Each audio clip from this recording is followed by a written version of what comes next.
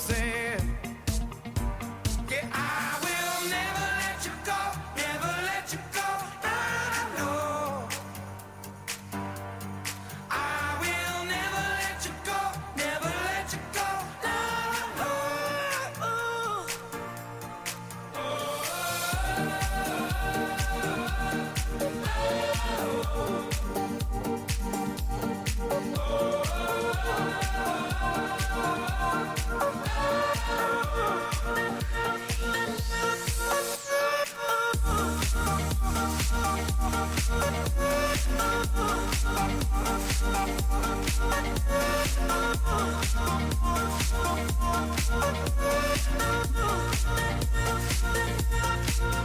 Through the longest of time, I will never let you go. And never let you go. If we fall off down the line, I will always keep her. Through the longest of time, I will never let you go. I'll never let you go. If we fall off down the line, I will always keep her. Oh no. Yeah, I will never let you go, never let you go. I know I will never let you go, never let you go.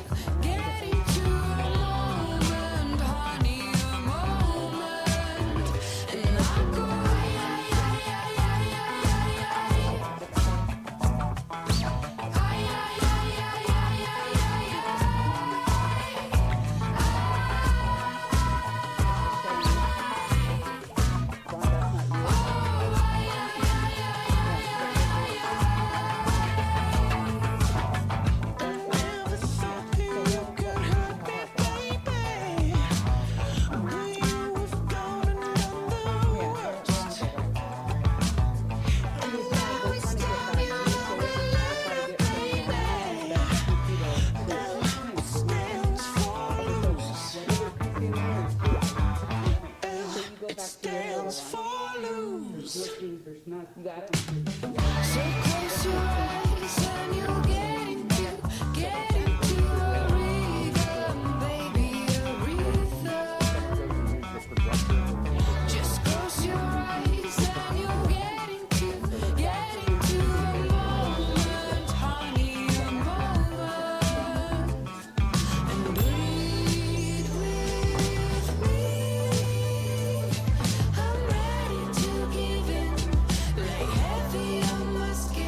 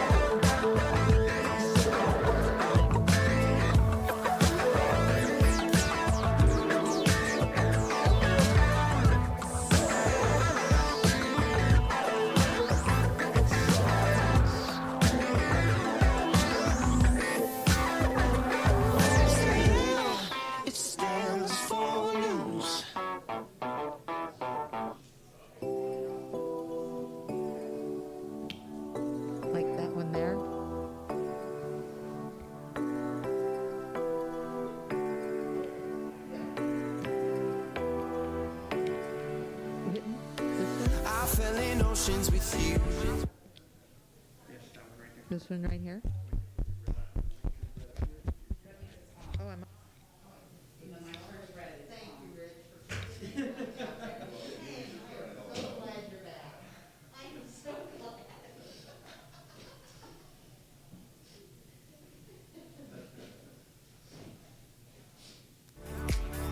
Is a place where you're my love, but you know everybody, and you found somebody who knows what I knew. Still want to fall with you.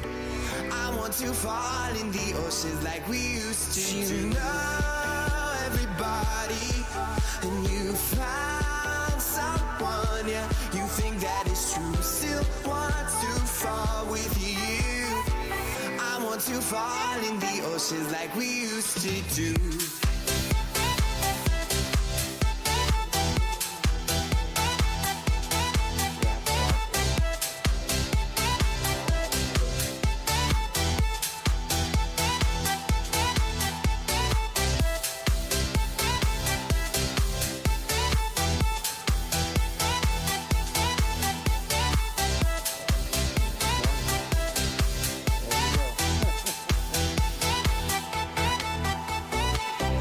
Feeling pressure right now.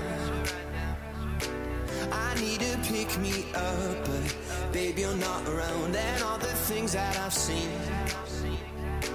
they drop into the water. I'm living in a dream. I fell into the deep end.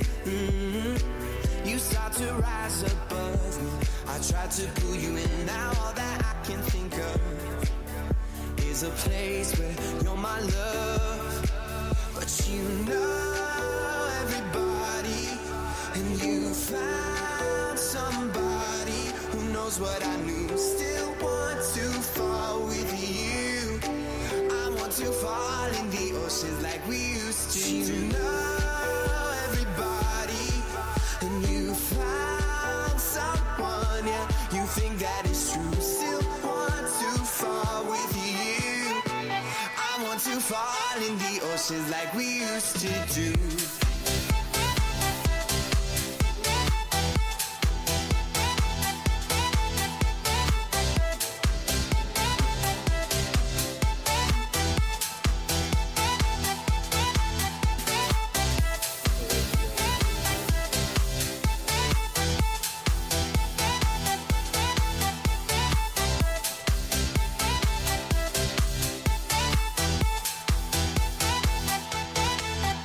You know everybody,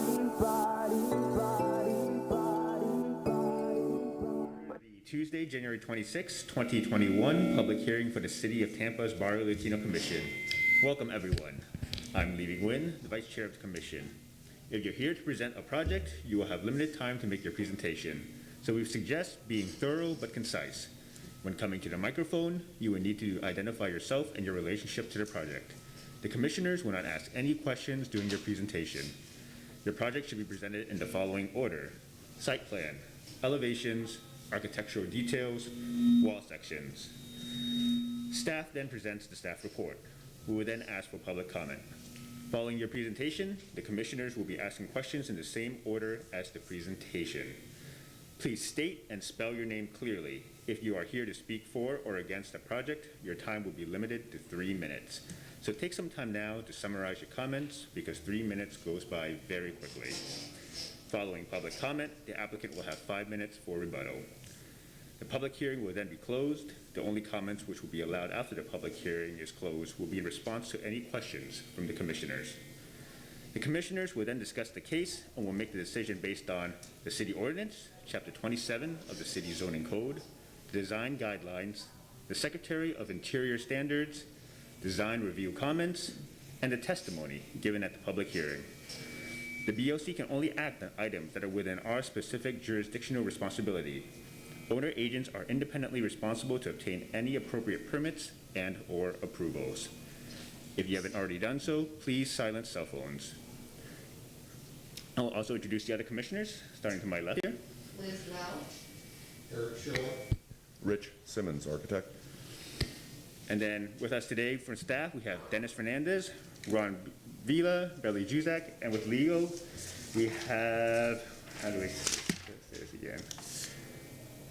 Kamaria Pettis-Mackle. Sorry, yes. All right, thank you. All right.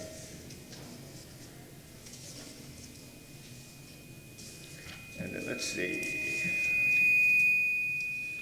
And so then for now, then we have the reading of the minutes. I need a motion to approve the minutes from our last meeting. I need a second. All in favor? Aye. Any opposed? Minutes pass. Excuse me, Kamaria Pettis-Mackle for the record. I'd just like to remind, and I know we're back in the chambers, but to remind the commissioners to please press the microphone to turn it on light red in order to get your voice recorded, because the two motions in the second, your lights were not on red. So if you could just make the motion one more time, have your light on red so that it is properly recorded. Thank you. Yeah, I'll make that motion, so moved. I'll second. Thank you. All in favor? Aye. Aye. Any opposed? Great. Good morning, Commissioners. Dennis Fernandez, Architecture Review and Historic Preservation Manager. A couple brief announcements this morning. First of all, welcome back to Old City Hall for the public hearings. We appreciate your cooperation as we work through the precautions to ensure that we're able to hold these meetings in a safe and effective environment. There'll be a number of protocols that will somewhat affect the meeting, so we're going to have, most likely have to have multiple swear-ins as the cases come forward, and there'll be a lot of staff movement as we're bringing the applicants to and from the chamber. So bear with us, and we appreciate any feedback that you might have to improve the process once the meeting's over. I do have the administrative approvals from December 2020 to add into the record. And one modification to the agenda, item number 6, which is an update for the Ybor City Design Guidelines.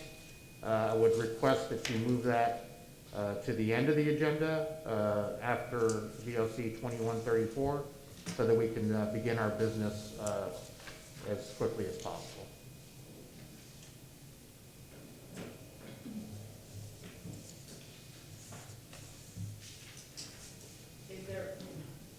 Kamaria Pettis-Mackle from the City Attorney's Office.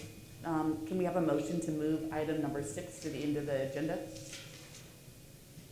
So moved. Second. All in favor? Aye. Any opposed? Carries. Thank you. Now we'll move on to our conflicts of interest and ex parte communication disclosure. Good morning again, Kamaria Pettis-Mackle for the record, Assistant City Attorney. Will the commissioners please state whether or not they have any conflicts of interest regarding any of the items that are listed on the agenda? Hearing none for the record. Additionally, will the commissioners state whether or not they've had any ex parte communication regarding anything that's listed on the agenda? Also hearing none for the record. Thank you. With that, we do not have any continuations this morning, so we'll move right into the swearing. Anyone in the public who's presenting or providing testimony, including the staff, please stand to be sworn in. Do solemnly swear or affirm that the testimony you'll be providing is according to the truth and nothing but the truth? I do. Thank you. And with that, we're ready for our first case, which is VLC T21-01, and Ron will provide you with a photo update. Good morning, Commissioners. Ron Vila, staff with Historic Preservation. The first case is, the address is at 1300 through 1320 East 7th Avenue. This is a contributing structure that dates back to the earliest part of Ybor City's infancy in 1893. This is in the commercial core of YC1, and the request in front of you this morning is for ad valorem part 2. This is for post-rehabilitation. Part 1 came to you in 2015, and now you're going to see the completion of the project. Just briefly to go through some photos. If I can go to my screen, please.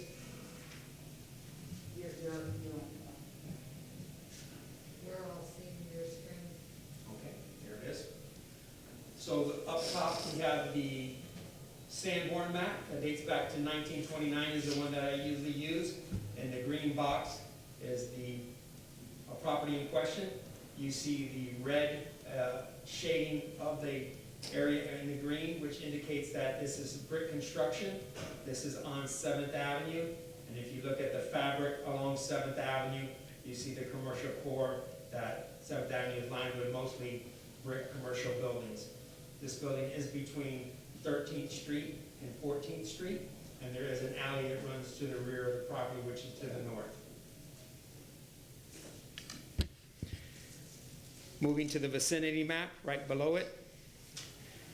Here, the property in question is shaded in this orange box here. Once again, you see the concentration of 7th Avenue, and you see the shaded areas which indicate that they are contributing structures. So this is on more of the western portion of 7th Avenue. Looking from above, prior to rehabilitation, it does flank the trolley line to the west, which is 13th, and this is 7th Avenue, so it's on the corner of 13th and 7th Avenue. Looking back at the rehabilitated facade, this is the 7th Avenue facade.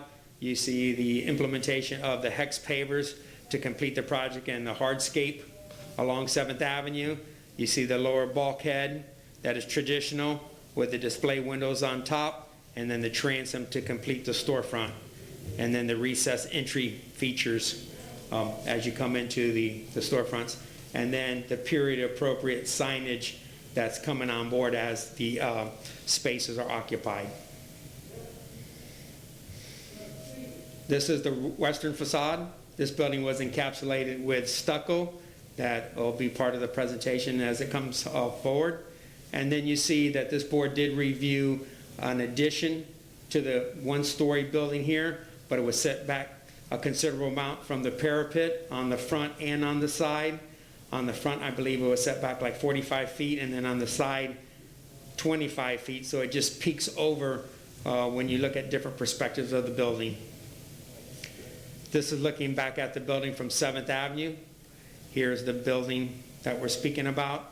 And in this perspective, you don't even see the new construction peeking over the parapet here. So very successful and sensitive addition. And then just to complete the last photo that we have, this is the rear elevation along the alley that has some storefronts, commercial use on the pedestrian level off the alley, and then you have residential on top. At this point, I'll ask the agent to come forward and move forward with her presentation. Thank you, Ron, and good morning, commissioners. Okay, thank you.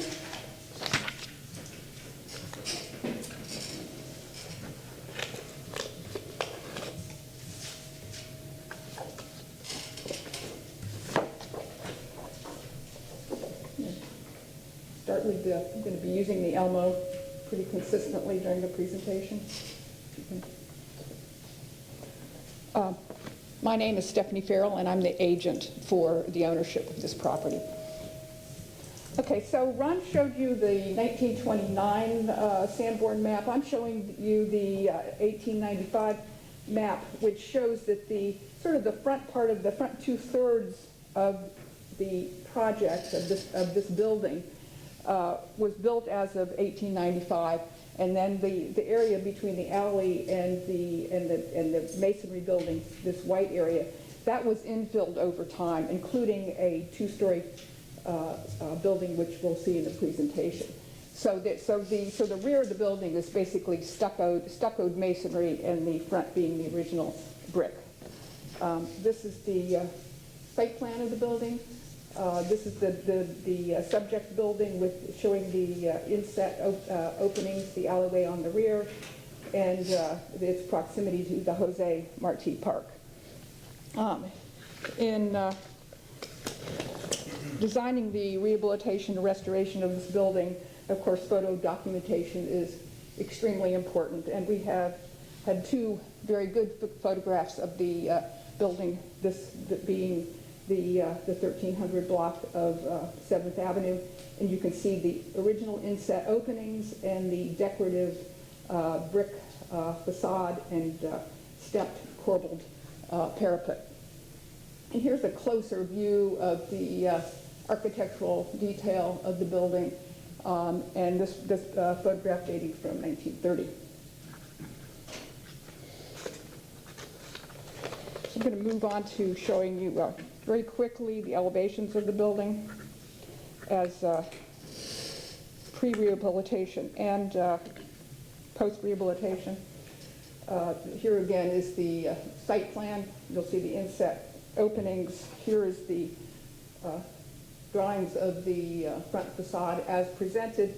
So the ground floor of this building, or the area below the added canopy, had been totally obliterated in the 1970s, the original storefront of the building. There were remnants of some of the cast iron columns which were retained in the post-rehabilitation execution of the facade restoration. So all of the storefront was reconstructed based on the photo documentation on 7th Avenue. Likewise, on 13th Street, this is the pre-rehabilitation facade as you all would have seen in 2015 in the pre-rehab presentation.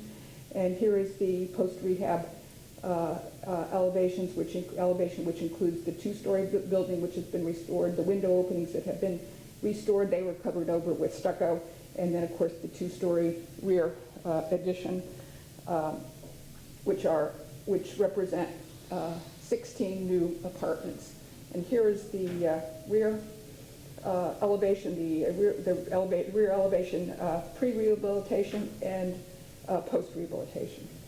So moving on to the photo essays. Let's start with the exterior. This is what the building, this is how the building appeared in 2015 before the rehabilitation started. The upper brickwork is evident, but it had been painted.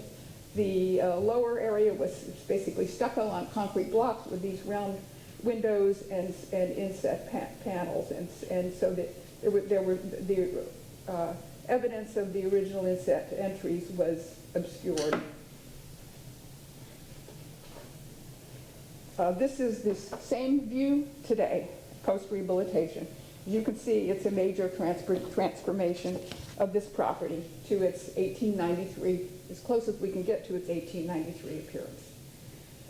This is again pre-rehabilitation at the west end of the building, a close-up of that wonderful textured stucco from circa 1973, and the painted, sort of red painted brick and the barrel tile canopy over the sidewalk. Of course, none of that from the canopy down was original to the building. This is a similar view post-rehabilitation. So all of the storefronts being restored and the brick repaired, cleaned, repaired, and repointed in a compatible manner with the historic character of the building.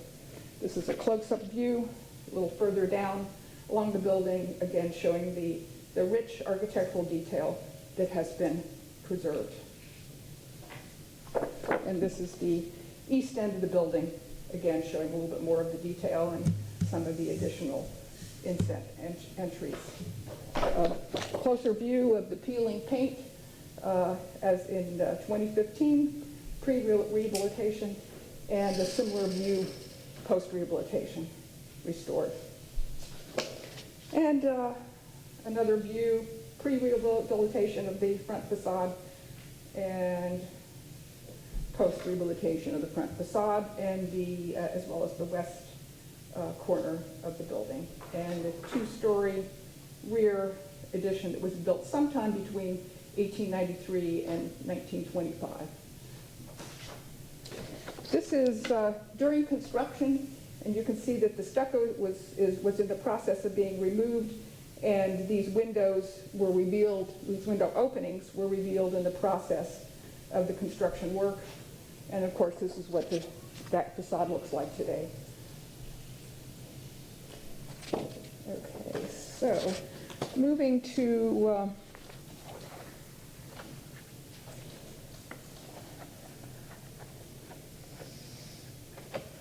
the rear, the side elevation again.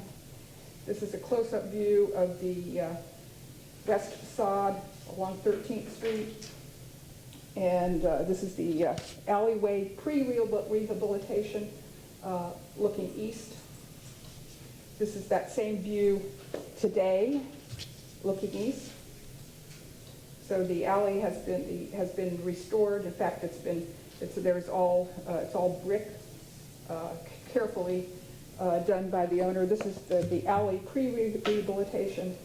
This is a similar view post-rehabilitation. Now, the buildings in the foreground are not part of this project. This sort of mustard color facade is the rear of the historic building, and of course this is the two-story addition above it on the alleyway. Again, you can see that the brick alley has been very nicely reconstructed.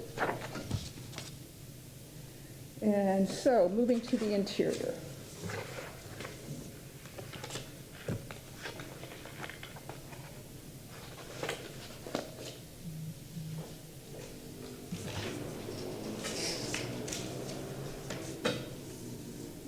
My post-it note system here of separation. Okay, so this is a floor plan pre-rehabilitation, and you can see there were 5 major tenant spaces, A, B, C, and D, plus the tenant space E, which represents that two-story space. Here's the second floor above it. So I'm showing you that because I'm going to take you through this floor plan photographically. So this is what the space on the western edge of the building looked like pre-rehabilitation. Drop ceiling, some exposed brick, a variety of floor finishes, no original finishes on this building except some of the brick which may have been plastered historically. Another space, this is area, so we're moving eastward on the ground floor of this building. Again, drop ceilings, 2x4 land ceilings, a variety of non-original finishes. Further, this is area B, so sort of towards the center of the building, looking northeast. Drop ceilings, again, no original fabric. Another view, this is sort of, again, moving eastward on the ground floor. More drop ceilings, no original finishes. 2 layers of drop ceilings, 2x4 land ceilings, pre-rehabilitation. And then this is the looking towards 7th Avenue, towards those round windows, concrete block infill that had replaced the historic storefront, which of course all of that has been removed and replaced with the replicated historic storefront. And this is the eastern edge of the building.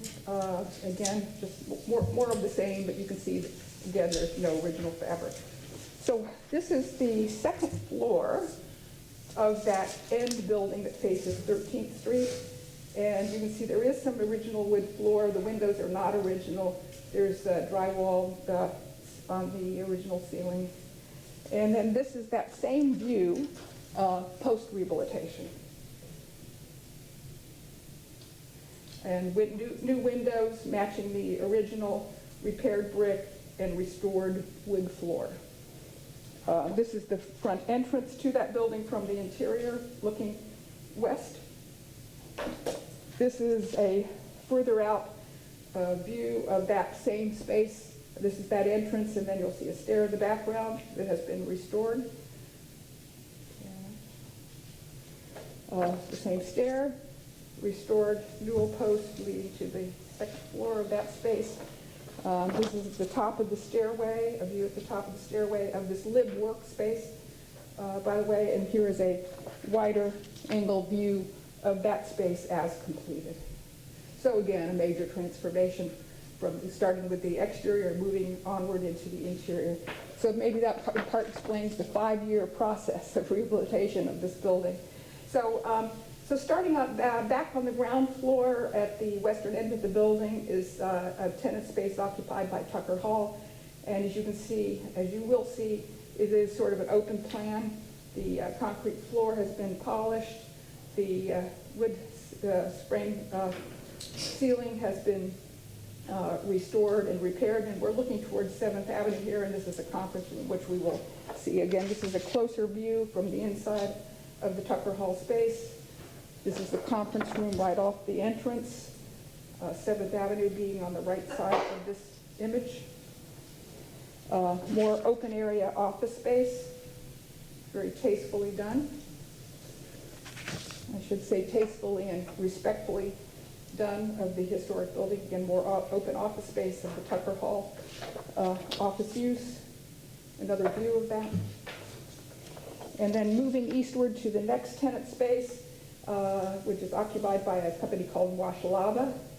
And you can see the restored polished concrete, exposed structure above, exposed air conditioning ducts and so forth. This is looking northeast. This is that same space looking east. This is one of a few tenant spaces that face the alley. This happens to be a tattoo shop. This is a view looking east. This is that same tenant space looking towards the alley. Quite well done. This is another tenant office space that faces the alleyway. And you can see these walls are a combination of brick and concrete block and painted steel. So a different vernacular because this rear portion of the building was a series of additions sometime between 1893 and 1925. This is that same office space looking west, very handsome. And then, of course, there has to be access to the second and third level additions, and this is the lobby for the apartments. It's basically in about the middle of the building. It leads to a hallway, which leads to an elevator bank and to corridors that serve the apartments. So this is happens to be the corridor on the third floor. Second floor looks just like it. Okay, so here is looking southeast from one of the apartments that overlooks the restored, the repaired roof, re-roofed, and the restored skylights. And then I'll show you a couple views of the new construction just for your information. So this is an apartment. This is on the third floor, pre-occupancy. Another apartment, apartment 308, looking northwest. Apartment 301, looking southwest. So very handsome new construction. And that completes my presentation. Thank you. Good morning, Commissioners. Ron Vila, staff with Historic Preservation. Staff's finding that this application is consistent with the Secretary of Interior standards for rehabilitation. When we looked at Part 1 5 years ago, she provided us with a presentation with post-rehabilitation, and what she showed this morning is consistent with Part 1. The ad valorem is a preservation tool that assists the applicant with photo documentation of the past to do the rehabilitation that is sensitive as they move forward for, building in 2021. So the photos that she provided us, and then with the pre-rehabilitation and post-rehabilitation work is consistent with the criteria. And I believe the photo presentation that was seen this morning speaks for itself. So for those reasons, it is consistent with the Secretary of Interior standards. And I'm here to answer any questions.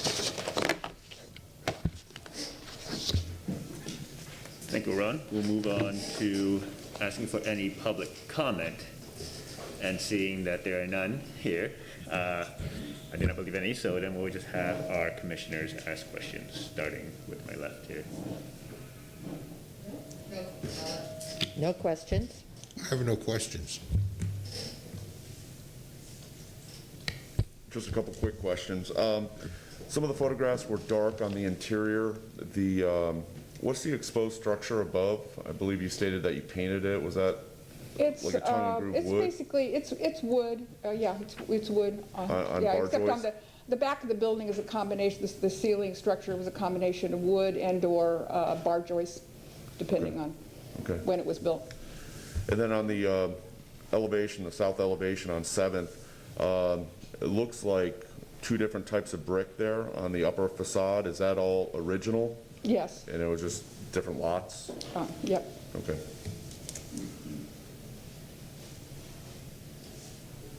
And I noticed one of the photographs had some interior arches within the space. Was that restored, or was that non-period specific? That was not restored. Okay. Thank you. You're welcome. I have no further questions as well. So then, before we close the public comment, you actually have 5 minutes for rebuttal, but seeing that you answered the questions as we kind of went along, is there anything else that you would like to add? No, I'm fine, thank you. All right, so now we will close the public hearing, and then the commissioners will discuss the case. I left again.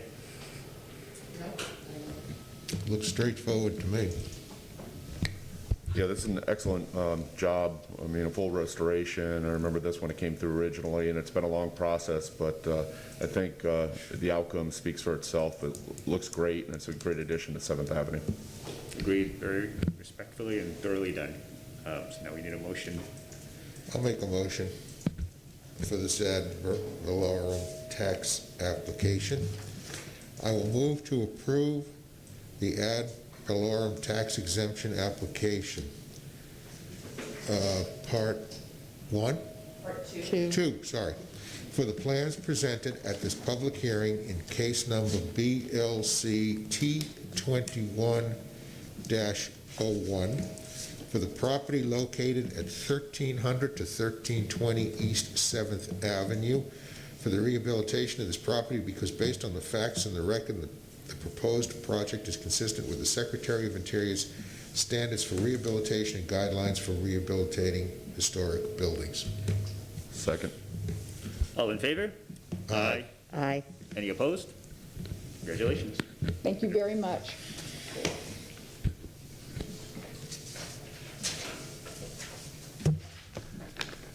Commissioner, the next case that's reflected on our agenda is BLC 20-167. This is for the address of 1705 North 16th Street and 1704 North 17th Street. The combination of these buildings, there is a contributing structure that is located on this site that is being retained and rehabilitated, and that dates back to 1908. And then there is a non-contributing structure that is being demoed as part of the new construction as this request comes forward, and that was constructed in 1959. This is in the YC1 zoning classification as well. This received a preliminary approval last month on December 15th. Along with that preliminary approval, where the variances that were requested were approved at that time as well. So this morning, you're going to look at the final presentation. There were some outstanding items that were a part of the preliminary approval, and they're reflected on page 5 of your staff report, if you want to follow along. And at this time, I'm going to do a quick photo presentation. If we could go to my screen, please. Thank you. On the top, we usually start with the Sanborn map. This is, once again, from 1929. This is in between 16th Street, which runs north and south, and 17th Street, also that runs north and south. A highlighted area that abuts the railroad tracks is the property in question. As I indicated on the entry, that this is part of the contributing portion of this site. This is on the western portion of this project. The eastern portion, this is no longer there, and then they have a CMU building that's attached to it that will show up on the photos. Moving to the vicinity map. Once again, you have 16th Street that runs north and south, and 17th Street. This is in the middle. This is the contributing portion of this request. This is the non-contributing portion that's going to be removed and receive the new construction, along with the parking lot to the south of the contributing structure. And then you have the railroad tracks that run east and west, just to the south of this subject site.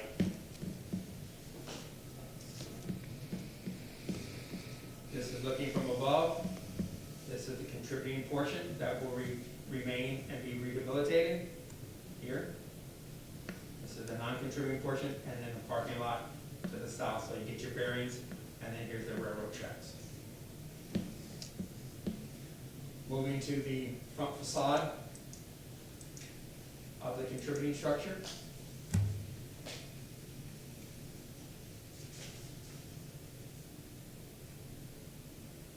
And some of the features on that front facade, you have this visor that comes out that has the tiebacks.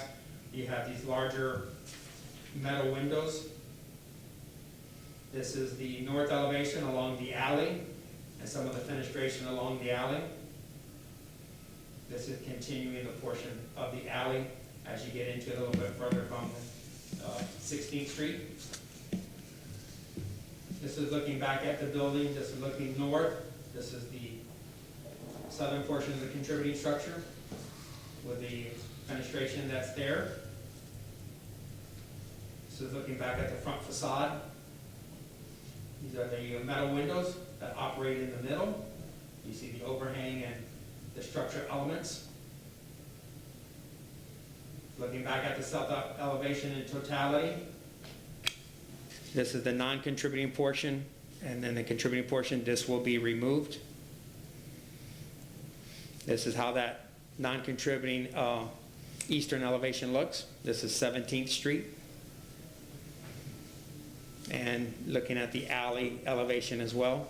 This is on the non-contributing. Showing the connection that exists today between the contributing structure and the non-contributing structure. And just a linear shot looking at that south elevation, contributing structure, non-contributing structure, and then the parking area that will receive volume. Once again, just looking at that elevation, how it's going to be expressed by the public. And then to complete the photo presentation, this is just looking at the relationship from the railroad tracks, from the parking area that exists today, and then the building itself. I believe at this time the agent and anybody that wishes to speak needs to be sworn in. So please stand up and raise your right hand, and Ms. Juzak will swear us in. Do you solemnly swear or affirm that the testimony you'll be providing this morning is the truth and nothing but the truth? I do. Albert, you're ready to go. Thank you. Good morning, Commissioners. Morning. So what I thought, just for clarity, Excuse me, Kamaria Pettismeth from the City Attorney's Office. Can you introduce yourself for the record, please? sorry, Albert Alfonso, Alfonso Architects, I'm the owner of the property.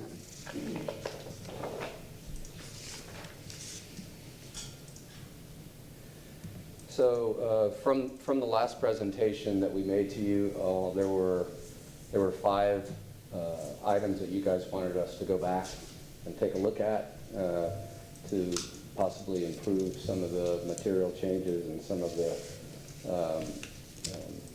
angles of view of some of the elements. So we've done that. And so the first one, I'm just going to kind of go through all 5 of them. The first one is the articulation of material transitions specifically along the top of the building, the mansard, and along the corners. So first I will show you what we had presented at the last hearing, and specifically that would be, in this case, here. So this is this zinc mansard that we had talked about, and what we are proposing is to bring that zinc all the way around here. I think it's a big improvement. Again, looking at it from sort of another angle, also I want to sort of accent this here, and also this corner piece that was talked about at the last hearing, this corner return of the material. What we are doing now is that we will be wrapping that mansard material to here on both sides, then on the alley, and then this piece now comes in and wraps in. So looking at view and sight lines, you have that sort of completion of that transition material. Again, looking at it in 2 dimensions, this is the elevation view of the courtyard. The courtyard looking from the alley. Again, probably you'll never see that, but we know it's there. And then just some of the detailing that we have sort of developed, where you have this reveal detail here, the mansard zinc coming down, and then the stucco coming up with a big reveal here and there. So that happens at every moment that there is that meeting of the two materials.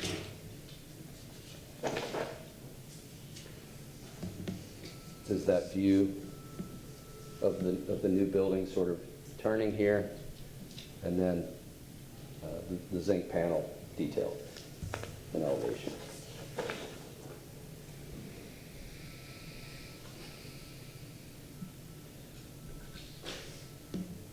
Again, this detail, as it returns here, you can see it both in plan and in section.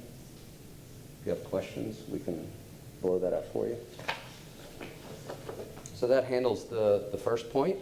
We responded well to, I think, to your comments.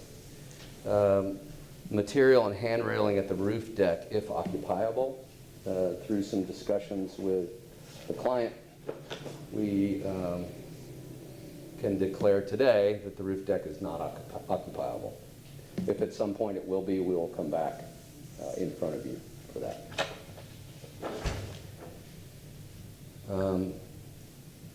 I believe one of the commissioners was asking about the window fenestration patterns inside the courtyard. They were fairly simple at the time here. I don't know if you can see that, it's a bit dark, but we have come in. And now this is meets code. Let me give you a better view of that. So you would have an operable window here. You can see operable, fixed, and then this sort of transition panel in between. There was a request to investigate on-site bike and motorcycle storage. We'll be parking motorcycles in the parking garage and off-site parking, but we will be bringing bicycles here that would either come in through the residential lobby or come in through the alley at this point.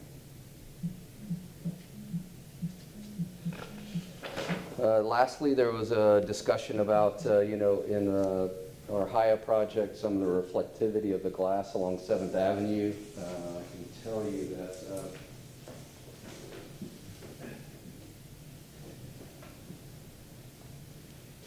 if the commissioners want to look at this, this is the Haya glass.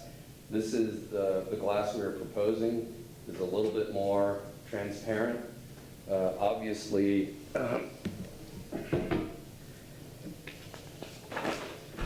we have to meet this code, which is the Florida Building Code. But I can declare to you guys that, the architect, we're going to select the clearest glazing that meets the Florida Building Code. I'll put it up here. Yep. Sure.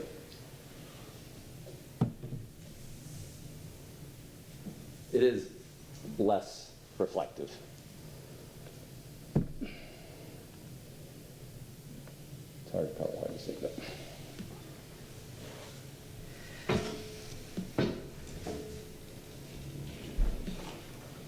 And with that, commissioners, that concludes my presentation in reaction to your comments.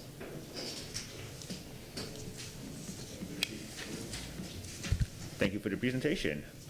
We'll now open the floor up for any public comment. Oh, wait, sorry, staff presentation, sorry. Jumping ahead here. Nope, I'm good. Good morning, Commissioners. Ron Vila, staff with Historic Preservation. Staff's finding that this application is consistent with the Ybor City Design Guidelines for the plans that were submitted to our office on November 24, 2020. And looking at those plans and what was presented today, they're identical. He is seeking final approval.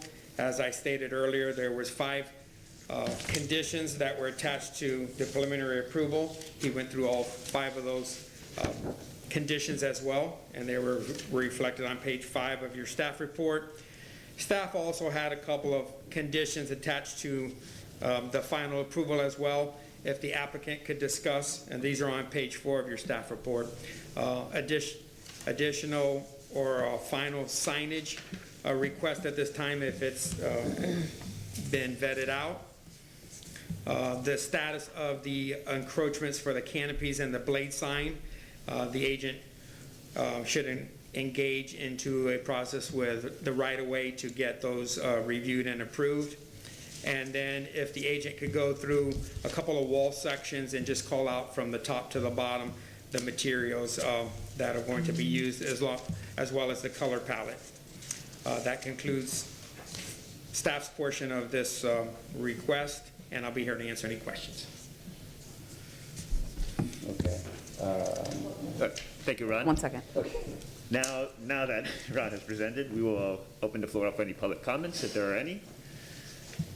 Seeing that no one is coming forth, we will have the commissioners ask their questions, starting on my left. No questions. I have no questions. Thank you. So just a couple of quick questions, and I look forward to the rest of your presentation to fill that in. This southwest corner that we're looking at, is that like, are you going to use spandrel? Does that floor inside go all the way to the corner? Are there going to be spandrel glass panels there? Or is that a floating slab setback? Did we bring this?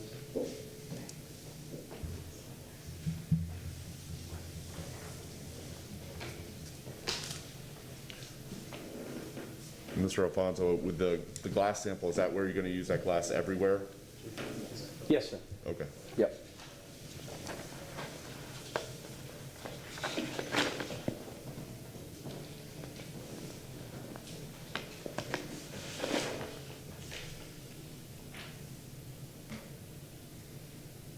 So, Rich, if you, I don't know if you've been out to the Haya project, that office building, but if you see this section here, the glass sort of, bypasses here. This piece would be a spandrel piece, and that would be the slab edge right there. Okay. I have lots of sections, but it just depends on which one. I know we went through many of them at the last presentation, but certainly you weren't there. So Sure, I think the staff wanted to kind of go through a couple of those. Of course. I just wanted to get a little better idea of what you're, I understand the general project, but I'd like Sure. to go through some of the wall sections and also describe the color palette. Yeah. Here. So, I don't know if you can see this in this. All right. So this is just white plaster, white stucco. It's pretty straightforward. We're utilizing this terracotta rail, terracotta block. We're coming in with a light blue soffit just on the soffits of the balconies. This is a zinc material we have here. There's Cor-Ten here on the base of the office building here, where the gymnasium is. And other than that, that's pretty much the steel windows that Modulo did at Hyatt, which came out really nice. Okay. Yeah, it looks like a very consistent palette with Ebor and some of the other projects you've done in the district. Okay, I have no other questions. All right, great. The only additional question I have is the number of on-site bike storage. How did you get to that number? How many are there, and how did you get to that number? Hold on 1 second.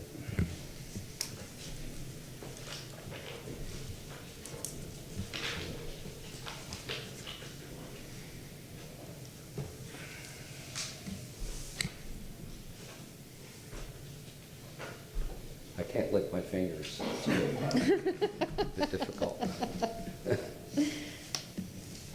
We currently have 7 shown here. If there's a number that you would like to see, really, this is a non-issue for us. I think it's probably going to be working a lot with the client. The client is a micro-unit developer out of Los Angeles. They do a lot of these, and obviously this is an important feature for them. So Right, we'll that's what I was probably thinking. overdo what they require. Yeah, and I think for something, both for the nature of the units and as well as the nature of Ybor, we'd probably like to see more than 7 Absolutely. on-site bike storage, right? So, Absolutely. We have some other areas that we could possibly look at, but certainly if you guys want to put in some kind of motion about, quantity, we just don't really know what they would be looking for at this point, but they would be looking for a lot. okay, just, Yeah. okay, just good to know, for that Yes. clarification, that's good to know. All right, thank you. And then, so now you have 5 minutes for rebuttal of anything that you've heard. Oh, quickly, sorry, for the final signage, I know we talked about a little bit with the blade signage last time. Is that still consistent from the previous presentation?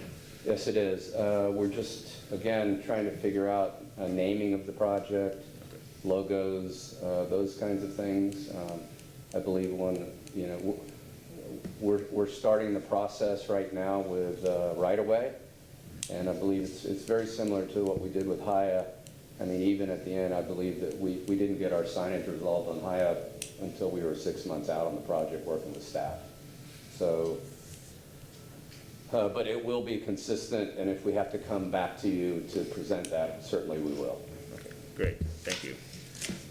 You now have 5 minutes for any rebuttals, so you kind of answered as we went along, but if there's anything else you would like to add? No, I just want to thank you guys. I think that the comments were very clear, even so Mr. Rich wasn't there to weigh in, but I think that we had really good input, really good design input, and hopefully you guys feel that we responded to that. Great.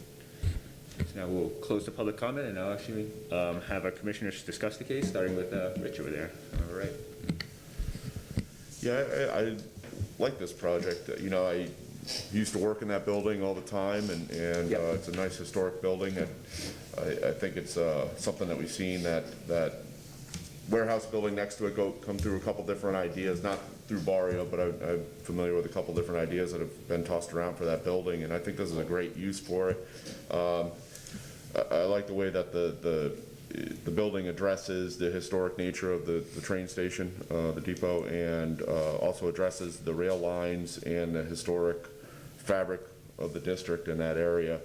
I think there's a lot of clean lines. The massing looks good, and the rhythm, the use of materials all complement the palette for this area. And I think it's a really nice project. Look forward to seeing it come to fruition. Thank you, Mr. Commissioner. I have no comment, thank you.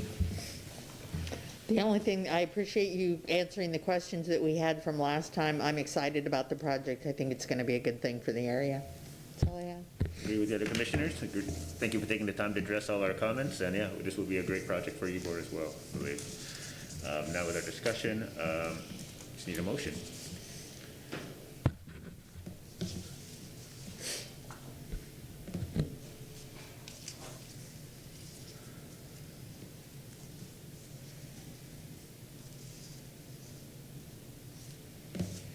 Looking for the right motion. And Kamaria Pettis-Malcolm from the City Attorney's Office. This is the motion for certificate of appropriateness, with or without conditions. Okay, I'll make a motion. I move to grant the certificate of appropriateness for the drawings and documents. Am I on the right one, Kamaria? Yes. Okay.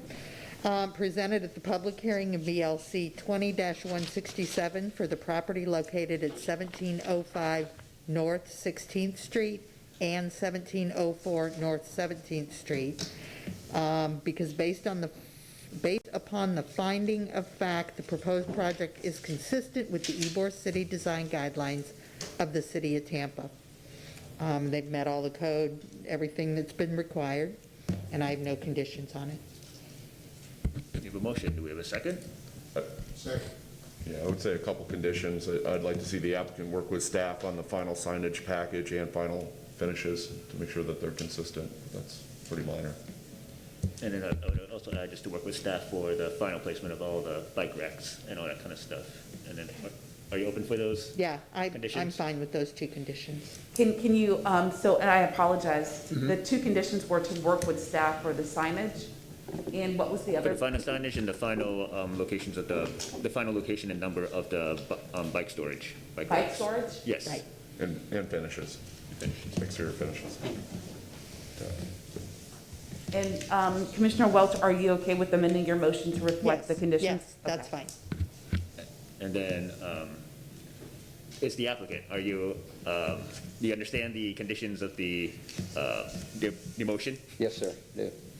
And are you, okay, and then you're willing And to? we are in full agreement. Okay, fantastic. We have a motion. Do we have a second? Second. All in favor? Aye. Any opposed? Fantastic. Thank you. Appreciate it.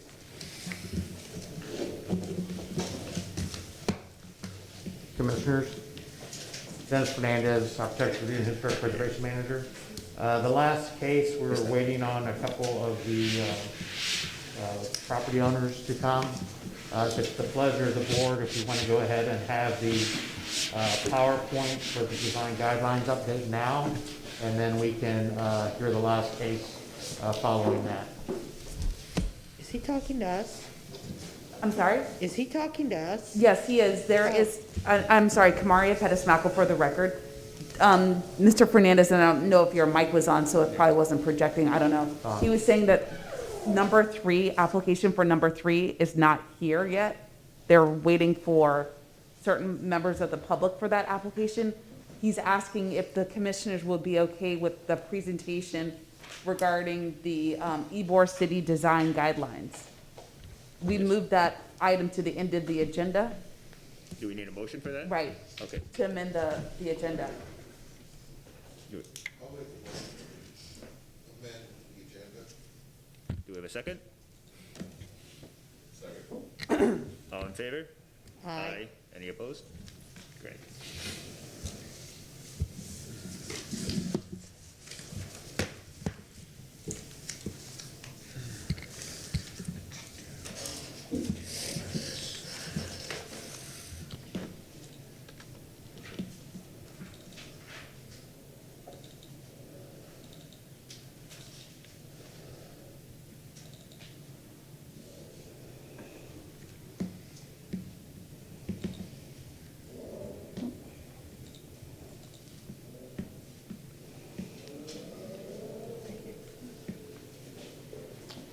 Good morning once again, Commissioners. Dennis Fernandez, Architecture Review and Historic Preservation Manager.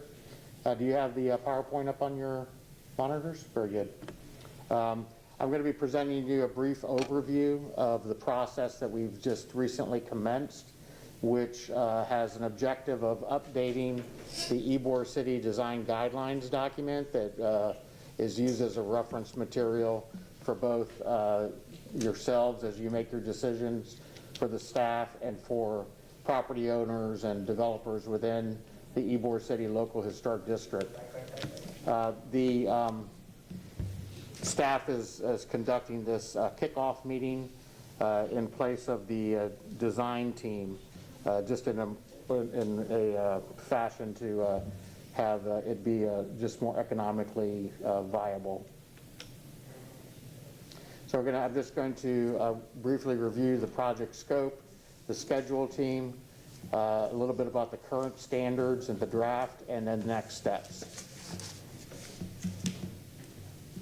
So as you are aware, the existing Ybor City Design Guidelines have been in place since the 1980s, with a few amendments along the way as either situations have developed which warranted their update, or areas of expansion have occurred and new vernaculars have been added into the district.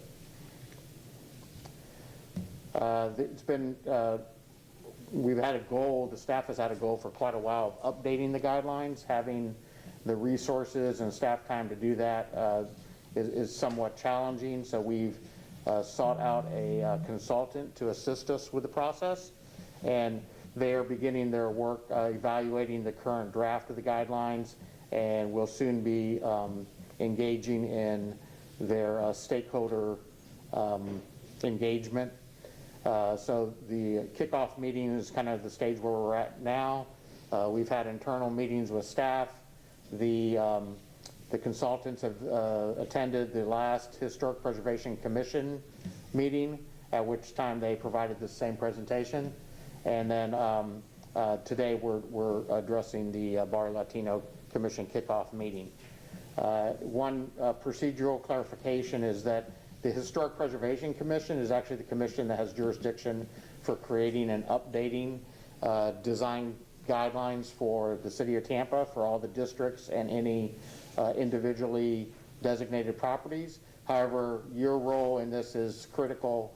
There'll be workshops and whatnot as you apply those guidelines, and obviously have a very unique familiarity with them. The phase following these kickoff meetings will be as the team begins to draft a new set of guidelines and engage the public. We're going to be assisting the consultants with developing a contact list so that all the neighborhood associations and active organizations, as well as the individual property owners and those who reside in the district, have an opportunity to participate in this discussion. And then once the draft is finalized, we'll be going through a additional process to adopt the guidelines by ordinance, which would then replace the current guidelines that you're utilizing. I think we're all very familiar with this document. This indicates the local historic district boundaries with the black line, and that's the area that the guidelines apply to. This is pretty much a year-long project looking for adoption in the fall of 2021. You can see that some of these areas are already underway.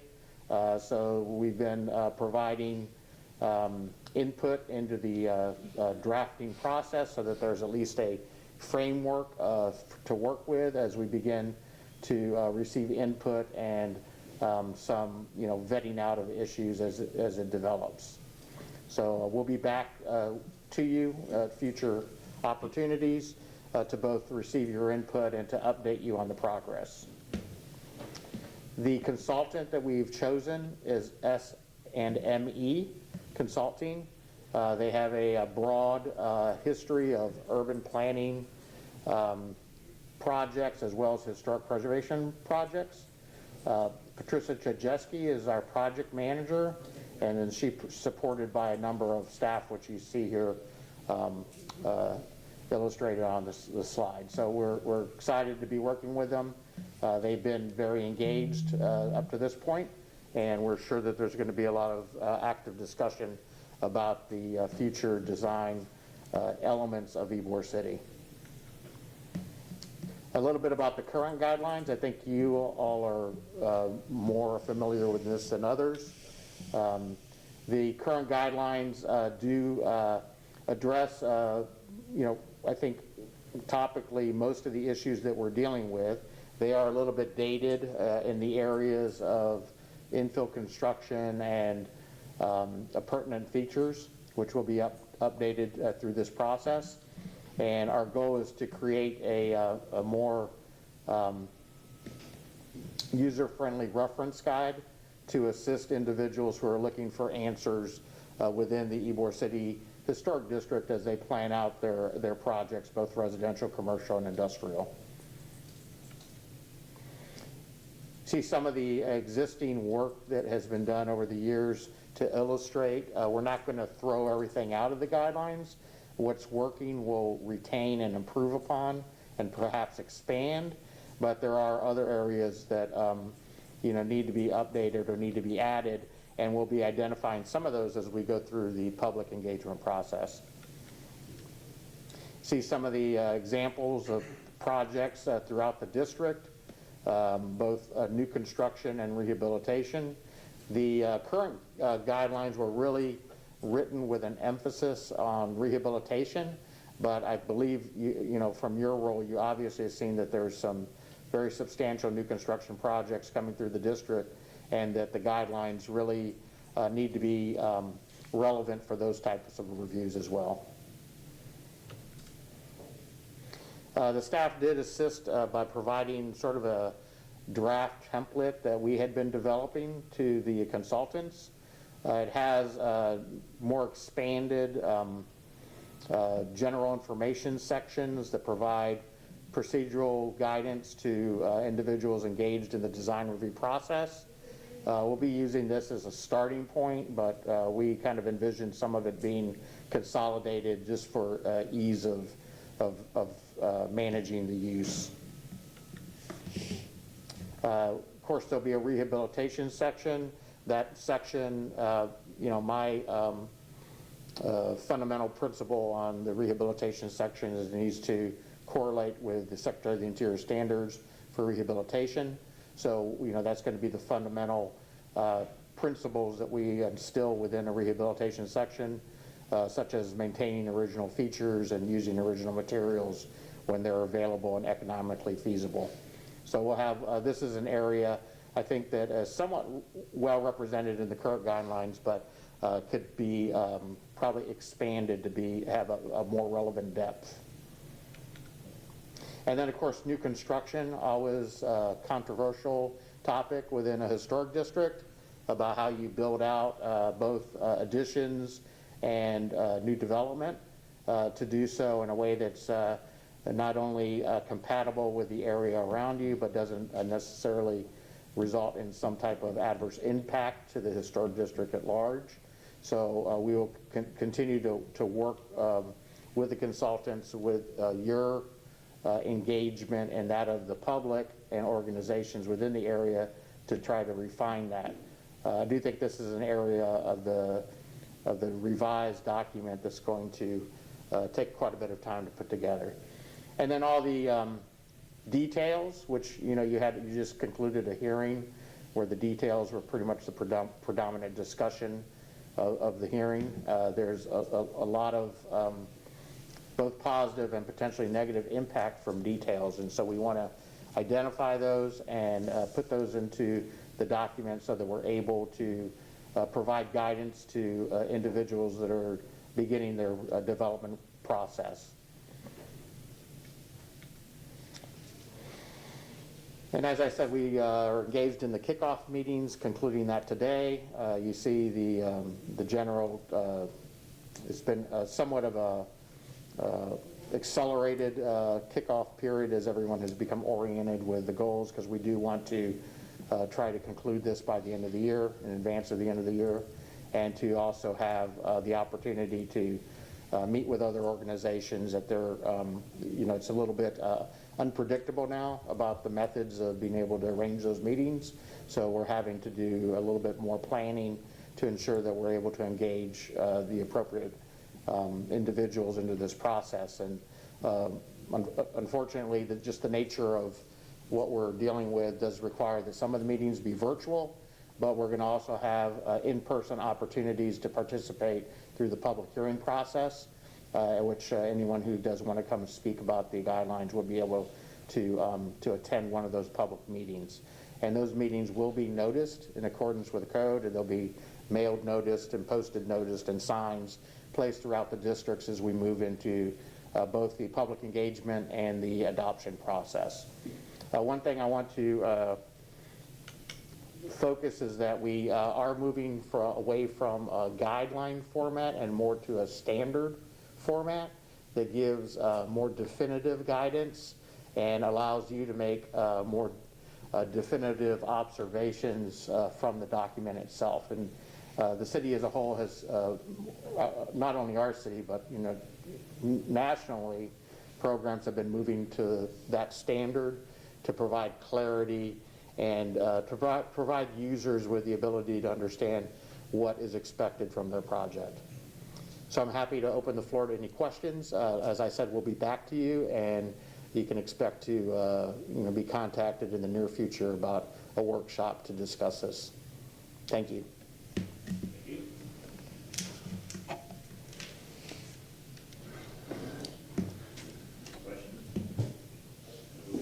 Been a long time Quick one. coming. So I think one of the issues with the design guidelines is they've always been trailing the code and the ordinances. I assume that that's going to be up to date with some flexibility for future ordinance changes. How do you think that's going to be addressed in the?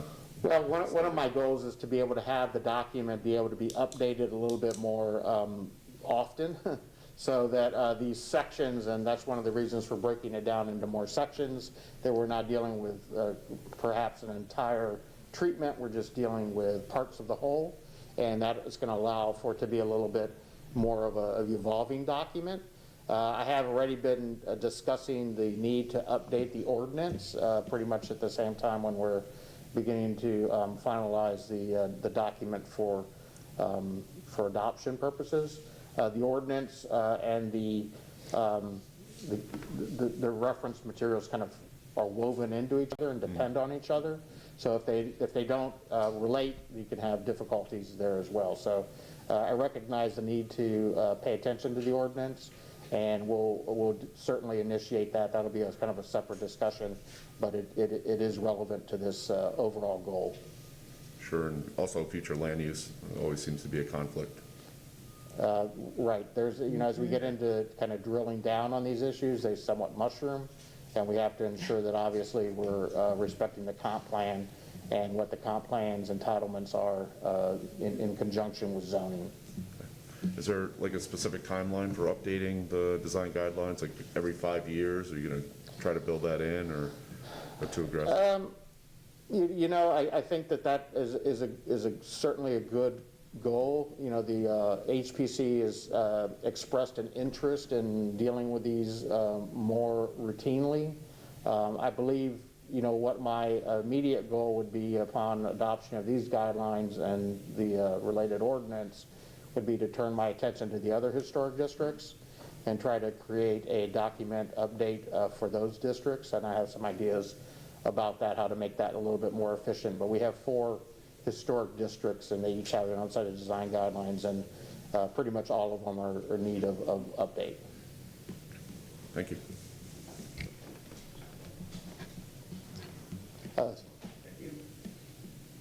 Okay, seeing nothing else, we'll go ahead and move on with the agenda.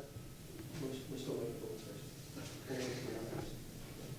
Okay, well, I think we're going to need to take a brief recess then. If we could take a 5-minute recess, perhaps?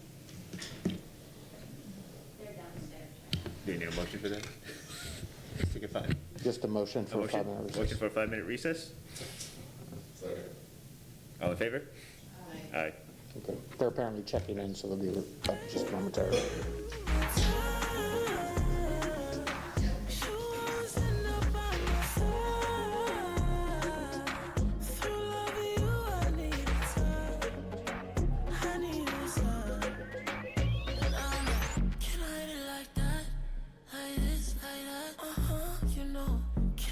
Like that, like this, like that. Remember that. Love when it feels like that. I won't lie to you, no, no.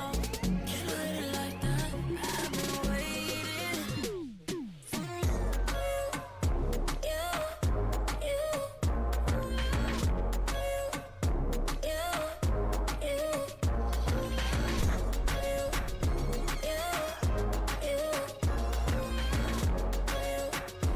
I've been waiting. Oh yes, it's true, true, true, true. I can be different for you, you, you, you. Show me the things I gotta do, do, do, do. I will be different for you, you, you, you, you will.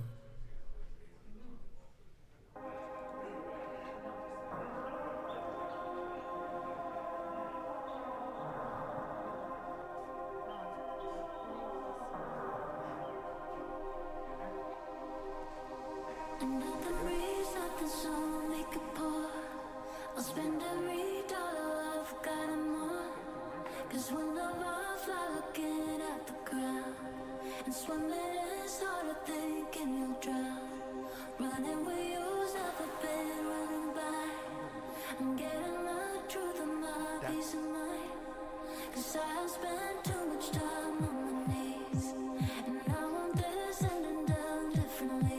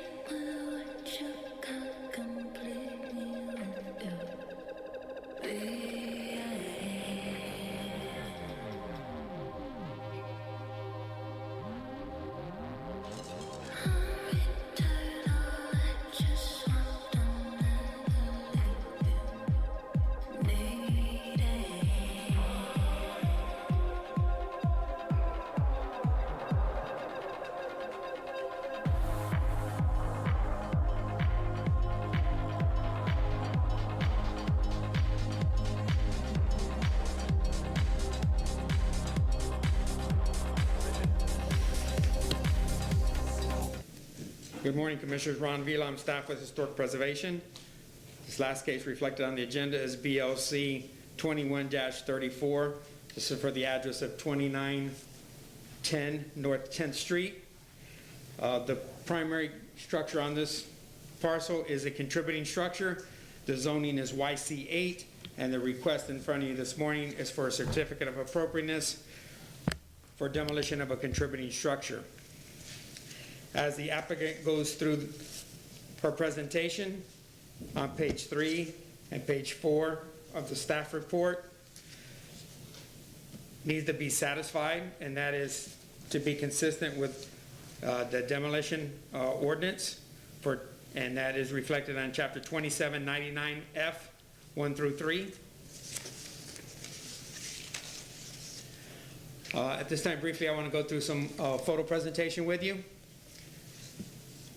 On my monitor, starting with the Sanborn map at the top. This is the primary structure, which is a contributing structure on 10th Street. And this is the request in front of you this morning. As you look at this parcel, you'll see some additional auxiliary buildings that are not part of the request. In Ybor City, when the survey was done, none of the accessory structures were indicated as contributing. So you'll see a variety of accessory structures here on the Sanborn map. But when you look at the vicinity map,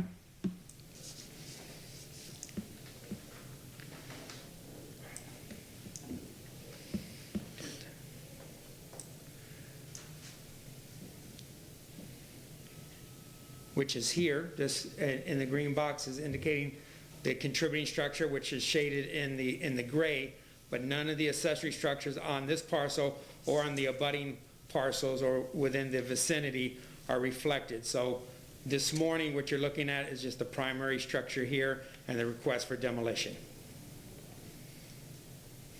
Through the photo presentation, you'll see some additional buildings on site, but those are not reflected this morning.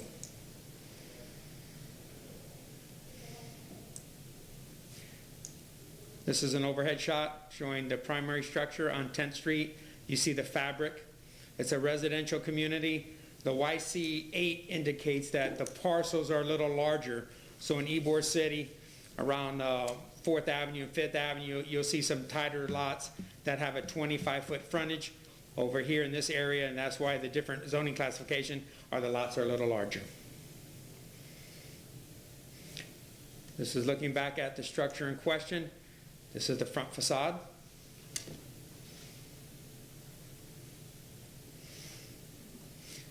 The structure has been encapsulated with an aluminum siding. All the windows have been removed and changed out.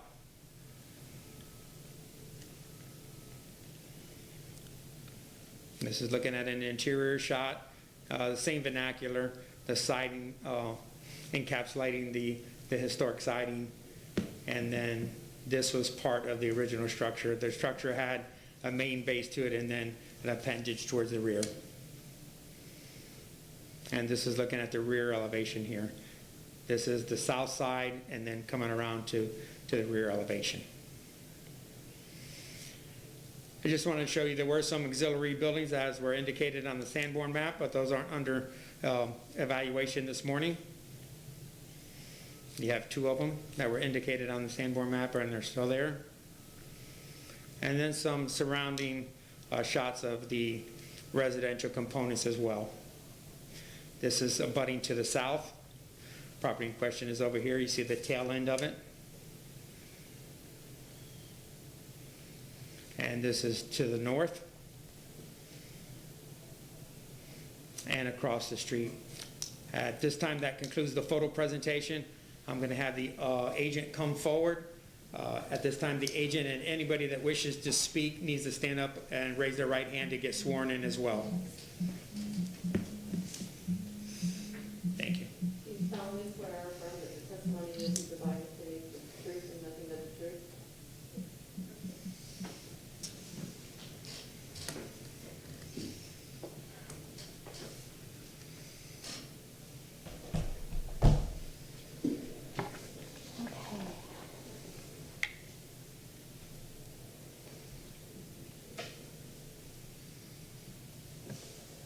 Okay, good morning. My name is Kim Headland. I am here representing the family and the owners of this house, the Jeske family and the Lorenzo family. This property that you see today has been in the family for an extended, for a couple of decades, and a couple of generations at least, and has recently been transferred to the current owners. I'm going to run through the application and the report, kind of line by line as required by the demolition application. Starting with the burden of proof, we worked closely with the owner to document the existing conditions of this property and to look at the history of this property. In addition, the owner has retained an engineer who, you will see that as an appendix in this report, an engineering statement about the integrity, the structural integrity, and also the envelope, the roof system, all building systems included at this property. I do want to start with a little bit of historic background. As we were doing our research and due diligence as we started to look at this property, we did pull the Sanborn map from 1910, which you can see on the left-hand side. The red box is around the property right there. It appears, and there's a lot of indications on the interior of the house that the house has been added onto significantly over the period of approximately 100 years. It looks like it started out as a much smaller footprint with both a full rear and front porch. By 1935, which is the Sanborn map you see over here on the right, and I believe it's the one that staff has previously shown, you can see by 1935 the porch was partially enclosed. There is an addition on the west side, the rear side, and it looks like part of that back porch area has been absorbed into the main house. Again, some pictures of where the house is at today in terms of the porch enclosure. The openings have, the original openings, scale and proportion are not identifiable. They've been infilled, and aluminum windows were put in probably sometime within the last 30 to 40 years.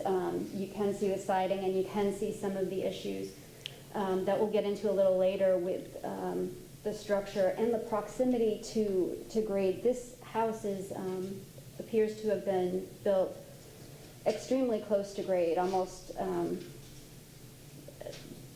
surprisingly so. A lot of the houses in the area are more raised off grade, and I in my professional opinion, that's probably a big culprit for some of the structural and issues that we're seeing today. So moving through, starting with 2799 F1 burden of proof, we do not believe that there are feasible alternatives to demolition at this point.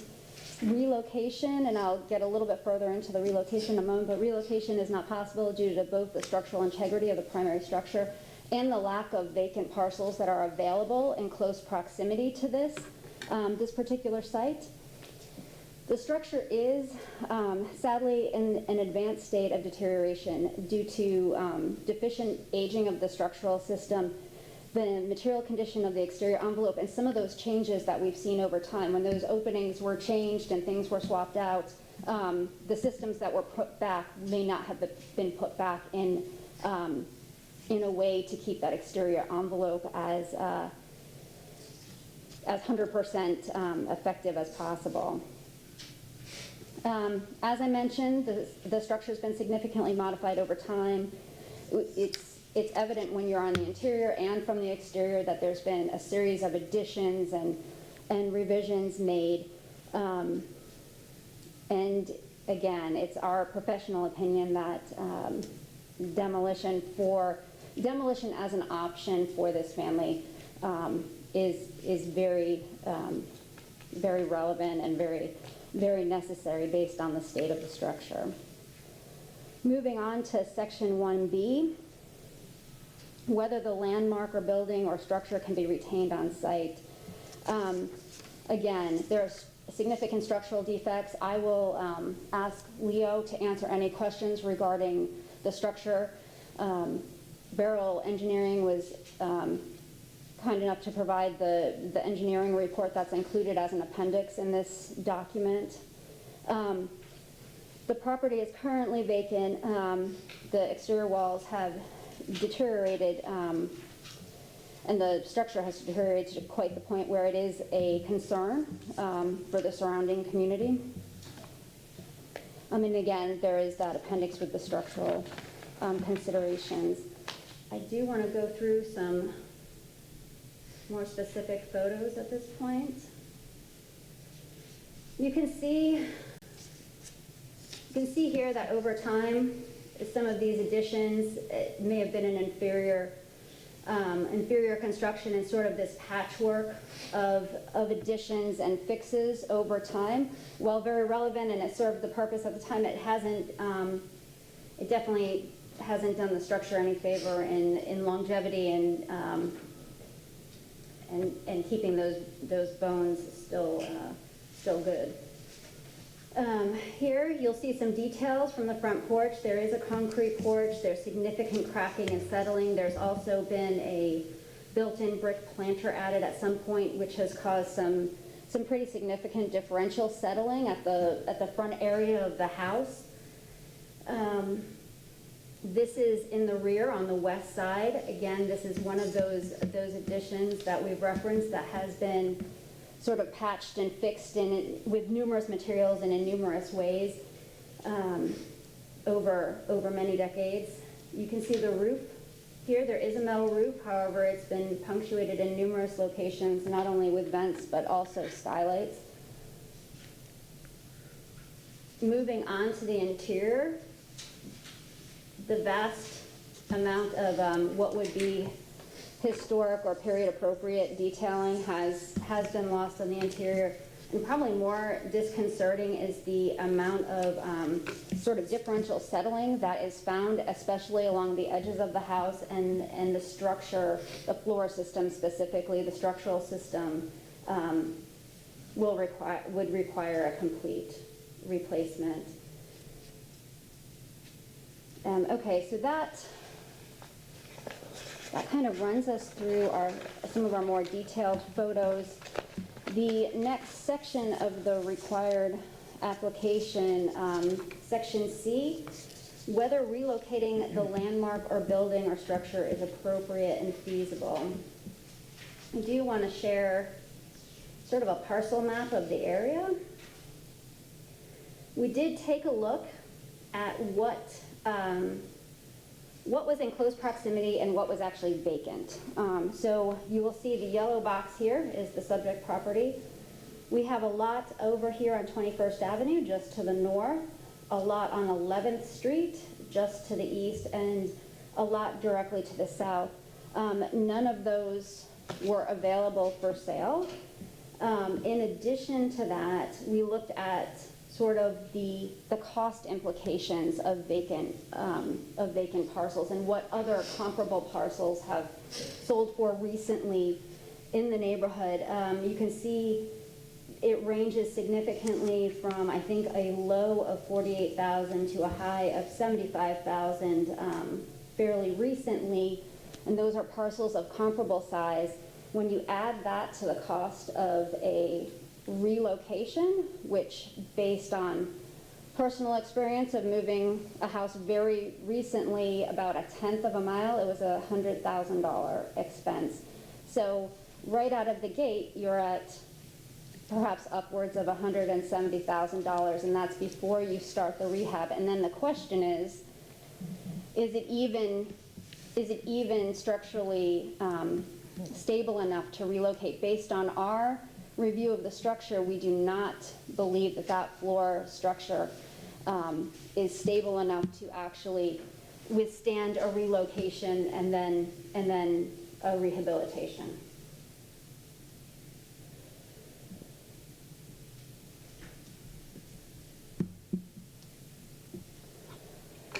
Jumping to section D, whether the applicant has the ability to build the proposed new construction within a reasonable period of time if the application is approved. I think the applicant is in the process of talking to potential builders that may be sympathetic to building within the community, building within the historic district, a new primary structure. There has been discussion with at least 2 builders that have experience within the barrio, but again, that's not a commitment. That is the owner looking at options. So again, there has been some review of setbacks and potential rebuilds on that site. Section E, whether the demolition or relocation is justified as an economic hardship. We ran through sort of those relocation dollars that were provided. In addition to that, as part of the application package, the owner secured several rehabilitation cost estimates. The one that stood out as being most complete within the packet is $155,000. However, that did not include period-appropriate windows, period-appropriate siding, because quite honestly, from what we were able to see underneath the aluminum siding, that the vast majority of that siding would have to be replaced. And as you start to consider putting back appropriate windows or appropriate window sizes, that pushes the number well above $200,000 for rehabilitation. And then there's the question of, there's a lot of additions stabbed on. What gets rehabilitated, what comes off, it's between 1910 and 1935, I'm not sure it was a specimen historic structure to begin with. That brings us to section 2, which the bulk of this is not applicable. It's strictly pertaining to relocation. And then economic hardship, section 3A. Based on our review and our data from RS Means Q4 of 2020, looked like demolition expenses at the high side would be approximately $16,500. And again, there is 3B. As soon as I wrap up here, we'll open it to any questions from the engineer who completed the structural assessment of this property. You can see the estimated values on the property provided per the property appraiser's valuation, which we know doesn't always line up with the market. The primary structure is valued at approximately $64,000. So we're talking less than a third of what it would be to potentially rehabilitate. Again, we just kind of ran through those numbers in section D. The amount paid for the property has been owned by the family for several generations and has not recently been sold, so that's not applicable. And the property is not currently income producing. It is vacant. It has not been income producing for the previous 2 years as asked in section F. There is no mortgage balance or financing on the property, section G. There have been no appraisals secured by the owner in the last 2 years, section H. There have been no listings on MLS or advertisements for rent in the last 2 years. And and then section J, the assessed value of the properties, you can see per the property appraiser site, because there are multiple structures, the valuation is high. There are 3 structures on that lot. Inclusive of the 3 structures, the most recent valuation was at $136,429. with the primary structure listed at 64,000. Again, K, we've included those trim notices and real estate tax information with redacted information in section K as an appendix to this report. And the property, per section L, the property is co-owned by Veronica Lorenzo, Michael, and Christopher Jeske. Those are the sons and daughter of the most recent generation owner before that. Finally, as I think I've stressed and stated, the current owners have only recently taken control of the property and are seeking to improve the entire parcel with a greater sensitivity to the historic district. Again, they've just recently taken, within the last year, this isn't taken lightly. I know the family has really kind of employed and engaged a number of professionals to look at the property, to give them quotes, to look at what all the options are, and again, feel like this demolition application is in the best interest for both the property and the greater community as a whole, to be able to infill with something that's compatible and contributing in a positive way to the expanded district. And so with that, I guess I'll ask Leo if there are any structural questions to join me up here and be able to highlight anything from his report regarding the structural conditions of the house. What's the time limit? 13 minutes.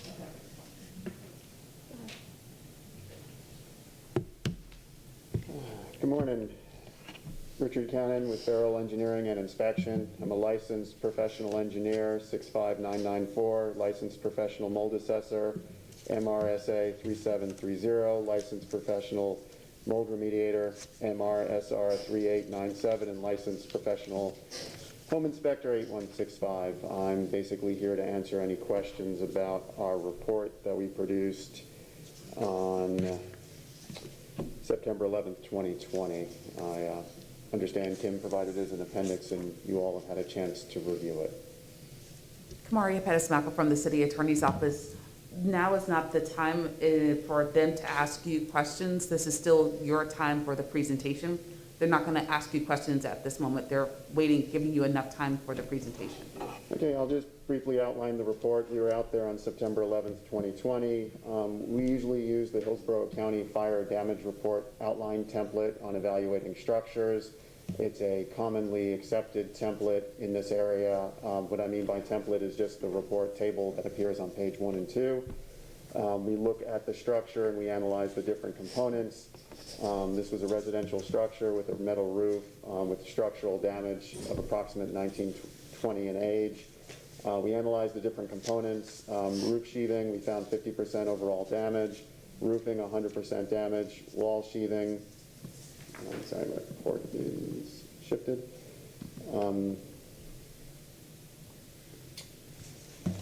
Wall sheathing was 40% damage based on we didn't do any invasive testing, so we would imagine those components would actually increase in value during a remodel or remediation.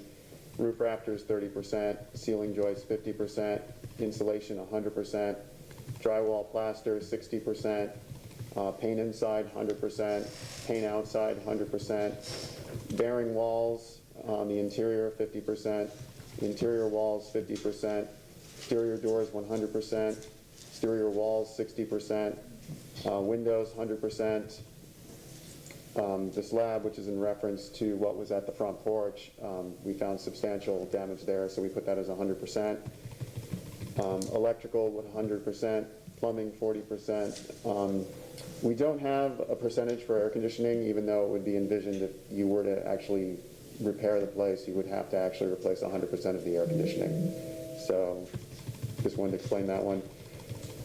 The Florida Building Code 2017, 6th edition, was looked at specifically for existing building code. This house would fall under the classification of section 606 .2.3 for substantial structural damage to gravity load-bearing components. Damage was found throughout the structure. We are recommending demolition. Due to this structure meeting the condition defined by local and state authorities to be dangerous and unsafe, we recommend that this property is condemned, demolished, and rebuilt as a new structure meeting Florida Building Code. Now we're in Florida Building Code 2020.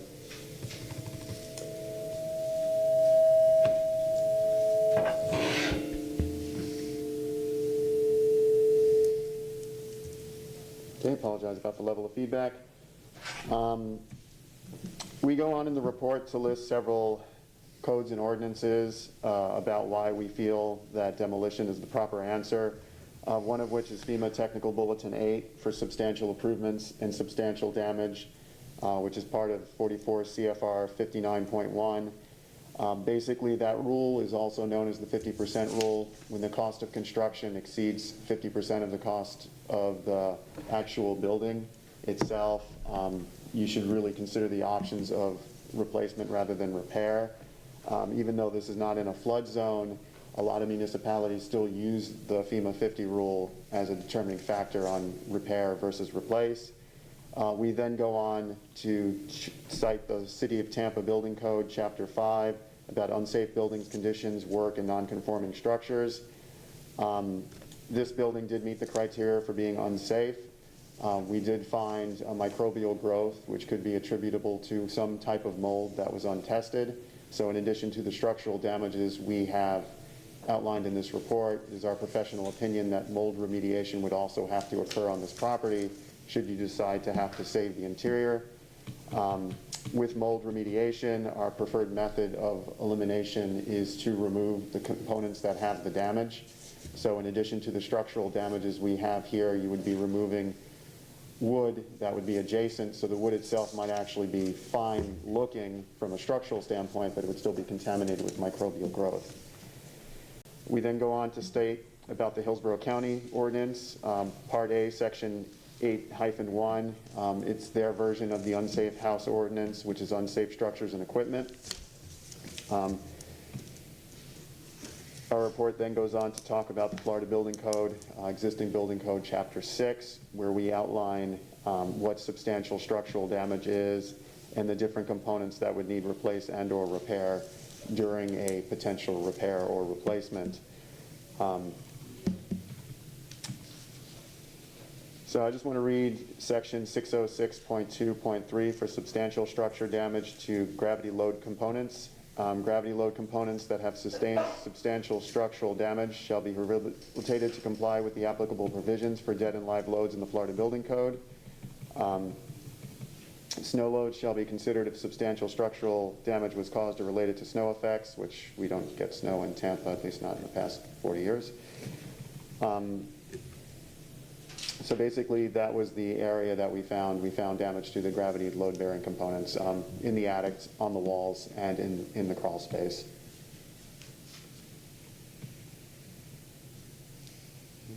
Our report continues to outline other sections of the Florida Building Code on what can be reused and or would need to be replaced in their entirety.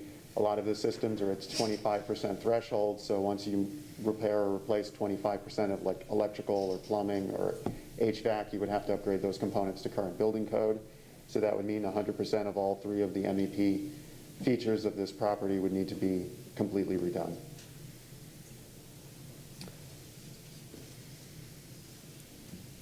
Our report then has photos of our findings to support all the statements that we just made. Again, is our recommendation that this structure is demolished and rebuilt rather than repaired due to the level of damage that we found. Thank you. I do just want to take one moment and stress that this house is, again, it's been in this family for generations. It was our client's childhood home, and they truly exhausted numerous avenues to look at options for this property after their mother passed away. And it came to the conclusion that it was simply not financially feasible nor in the best interest long-term for both the property themselves and the community to leave it as it is right now with the hopes of being able to financially come to grips with the rehab cost. And that wraps up my presentation.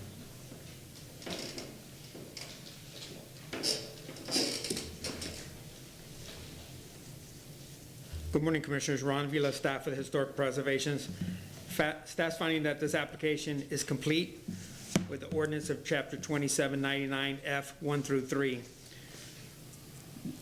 Today, you're to evaluate the finding of facts, the facts that were entered into the record, and see if it meets the criteria. The agent and the engineer went through in a systematic manner the ordinance, and they addressed the majority of the issues completely.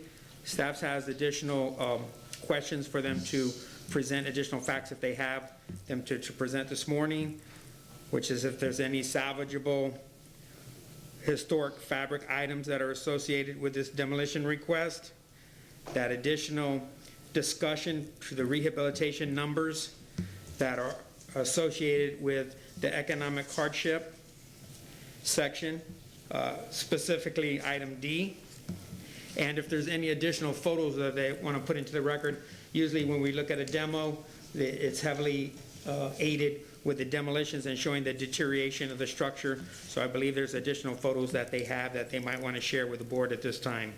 I'll be here to answer any questions.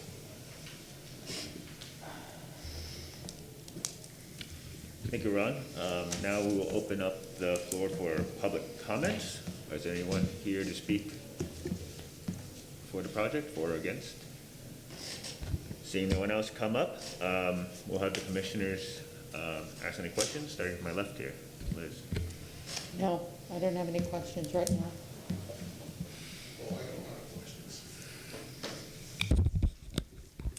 My question is, has this house been condemned?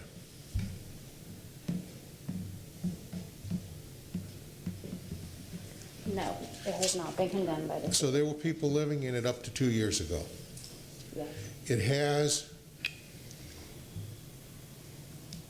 whole house air conditioning.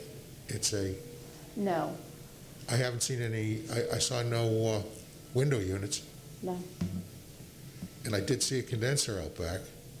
It has no current, and correct me if I'm wrong, but there's no current acting HVAC system right now that's fully operational. There is. Oh, there is. Now there is. The last thing you said was, as the agent, that it's a financial problem. I get that. It's a 1920 frame house. It's also a contributing structure, which is what we're doing here today. This is a contributing structure. You don't tear it down because you can't afford to fix it. Also, it's a nice house, and it's straight as hell, and the roof looks dandy to me. I wish I owned some roofs that looked as good as that. It's straight. It's clean under the crawl spaces. That house can be fixed, and it should be fixed because, as your clients know, it's a contributing structure. It's a contributing structure. That's what we do here. We save contributing structures.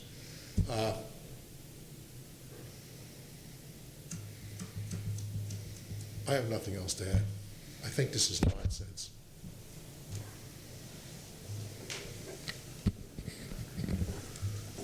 So a couple quick questions.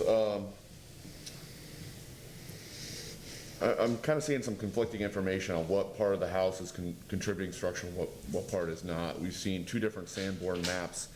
I think Historic Preservation staff typically uses the 1935 Sanborn map on their general assessment. And yeah, on your graphic there. So are we just looking at the original 1910 Sanborn map as the contributing structure, or the additions that were done sometime in that 25-year period after as now part of the contributing structure, or are we just treating it all as one contributing I structure now? believe it's all, okay, so this structure is located within the recently expanded historic district, the local historic district. This is north of Columbus Drive. I believe the Sanborn on the right is what is reflective, and staff can correct me if I'm wrong, but I believe that this on the right, which was the 1935 sort of frozen in time footprint, is what is contributing and listed as contributing. The accessory structures are not in this district listed as contributing. I will say that as we looked and crawled under the house and went through this rear, what became the rear addition, there is a significant difference in the construction from 1910 to 1935, and the stability and the structural integrity of that addition. In addition to that, I mean, I respect and appreciate your comments and Mr. Schiller's comments. I do think, unfortunately, that this house has kind of passed the point where it's salvageable. And can Mr. Vila just clarify? Okay. Ron Vila, staff for Historic Preservation. So as we look at the Sanborn map, we use that as a tool to generate, the original footprint of some of the historic structures that we have. Over time, these buildings were added onto, and they're significant in their own right. So these date back to the 30s. They're historically considered an addition, and that it becomes part of the contributing structure. So looking at the image to the right, that whole footprint would be a contributing structure as indicated on our vicinity map that was adopted by council. So those additions show the series of how the district grew, how the house grew, and they're significant, and they are contributing as indicated on this Sanborn map here. Okay, thank you. What's the future, what's the plan for this property? I mean, is this like tear down, we're gonna build a new structure in a historically sensitive manner? It didn't sound like there was really a plan This, in place. there are 3 owners of this property, 3 siblings. As I had originally mentioned, there has been some discussion with a builder, Allstate Homes, that is familiar with the Barrio guidelines and the potential to rebuild something that contributes to the historic fabric, that is an addition, it's a positive for the community.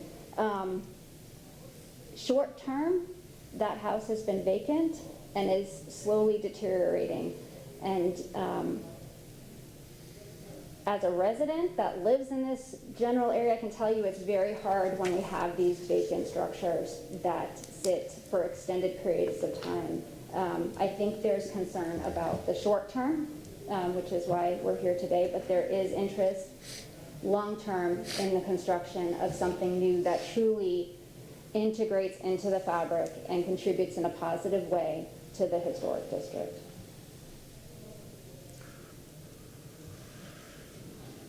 Yeah, I mean, this is your neighborhood, to see another contributing structure be lost. And then, I think that, I'm sure you're kind of struggling with that as well, as we all are being involved in this community, but this is a good-looking structure. I struggle with the, yes, the owners are the new owners to the building, but this has been in their family for decades, and it's slowly neglected. It's not like they inherited. It's not like they took over the property and it was like, oh, yeah, this has been going on for many, many years. So it's a sad condition. I can't speak specifically to this family's history with this particular structure, but I can say it's something that, especially in the north side of Ybor, is a continuing battle. It's a generational issue with a lot of these properties, and it's an ongoing issue. Okay. Thank you. think this might be a question for Ron, but with the section with whether the section that says whether the applicant has the ability to build a proposed new construction within a reasonable period of time if the application is approved. So is the condition that if we do grant a certificate of appropriateness for demolition, do they have to build a new historically appropriate structure on the site? And in terms of reasonable time frame, do we set the time frame, or what does reasonable mean in this regard?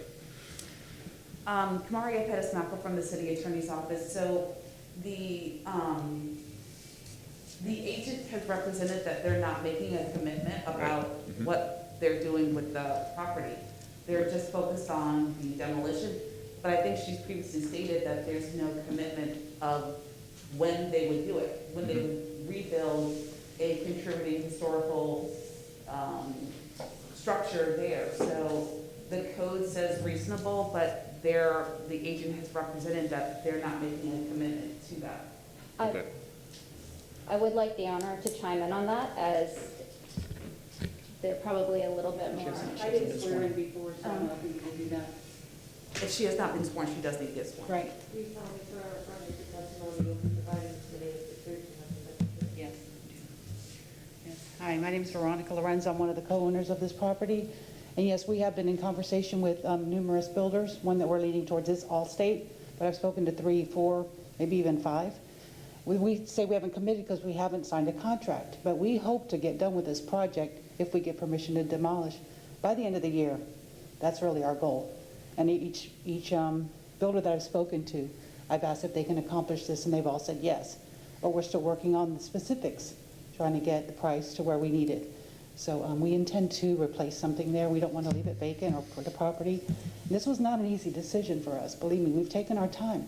My mother passed in 2019, so I think we've done our due diligence on trying to rehab it and consider that as an option. This is a very difficult decision for us. It's not easy. We don't take it lightly. So we do have plans to rebuild, and hopefully by the end of the year, if it works out that way. It may go a little longer, depending on the builder, but we are still working, we're in the conversation with them on that. Appreciate your consideration. Thank you. Can I make another comment? Sure, go for it. We know that if you want to put an all-state home on a lot in Ybor City, you can't do it for less than $200,000. And you're going to spend $250,000, but the renovation cost here is $155,000. So it's not adding up to me. Well, the end product, what's it gonna be? Well, and Sorry, Kamaria Pettis-Mackel for the record. If you're going to speak, ma'am, I don't know if Mr. Commissioner was asking a question of any of the, asking a question, or are you asking a question of the property owner? Sure, I can phrase that as a question. If it's going to cost more than $155,000, which you presented, to build a new house, considerably more, and that's a fact, I don't understand why the city has to suffer the loss of a contributing property to do that. So that's my question. Why? I will also mention that that section has been added to Ybor City recently. Ron, is that correct? That's correct. And this is why. This is exactly why the commissioners have some purview in looking at historic structures, because people don't want to pay the taxes on a house. They'd rather pay it on a vacant lot. So instead of $1,000, you pay $300. That's not, in my mind, a reason to demolish a contributing structure, especially one that's as straight and frankly very nice as this one. They all, it's a 1920s frame house. They all require lots of maintenance, and if they get a little bit out of hand, they get expensive to fix. But that's life. That's why we're here today. That's why the historic district has stretched over that property.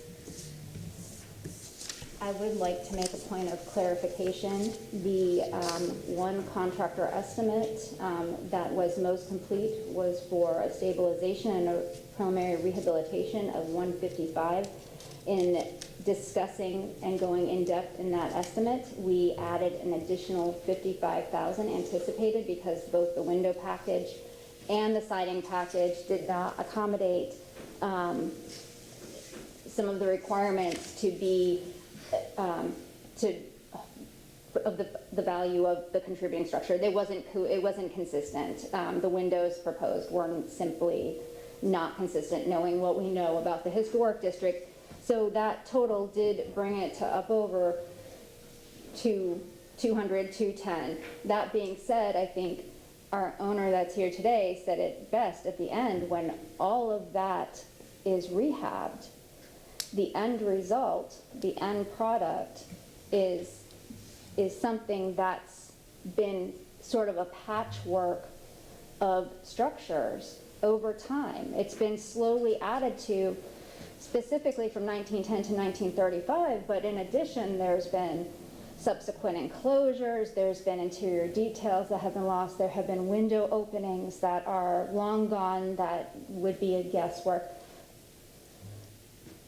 I completely hear what Commissioner Schiller is saying. At the same time, I am completely and wholeheartedly empathetic with the owner who's in an incredibly difficult place, because the longer that sits, the longer it's a detriment not only to that block but to that north end of Ybor City.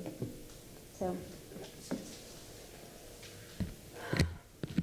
Were there any more pictures that you wanted to add to the record? And I also had a question for the engineer. Looking through your list of the damaged components of the home, I see you have the slab at 100%, but I believe you said that was just for the patio. But could you speak to the floor structure and like the crawl space structure? Is that listed somewhere in here? That's somewhere else in here, or was it excluded for some reason?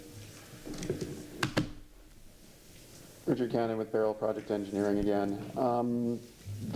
We have pictures in the report of the floor structure. Trying to see where.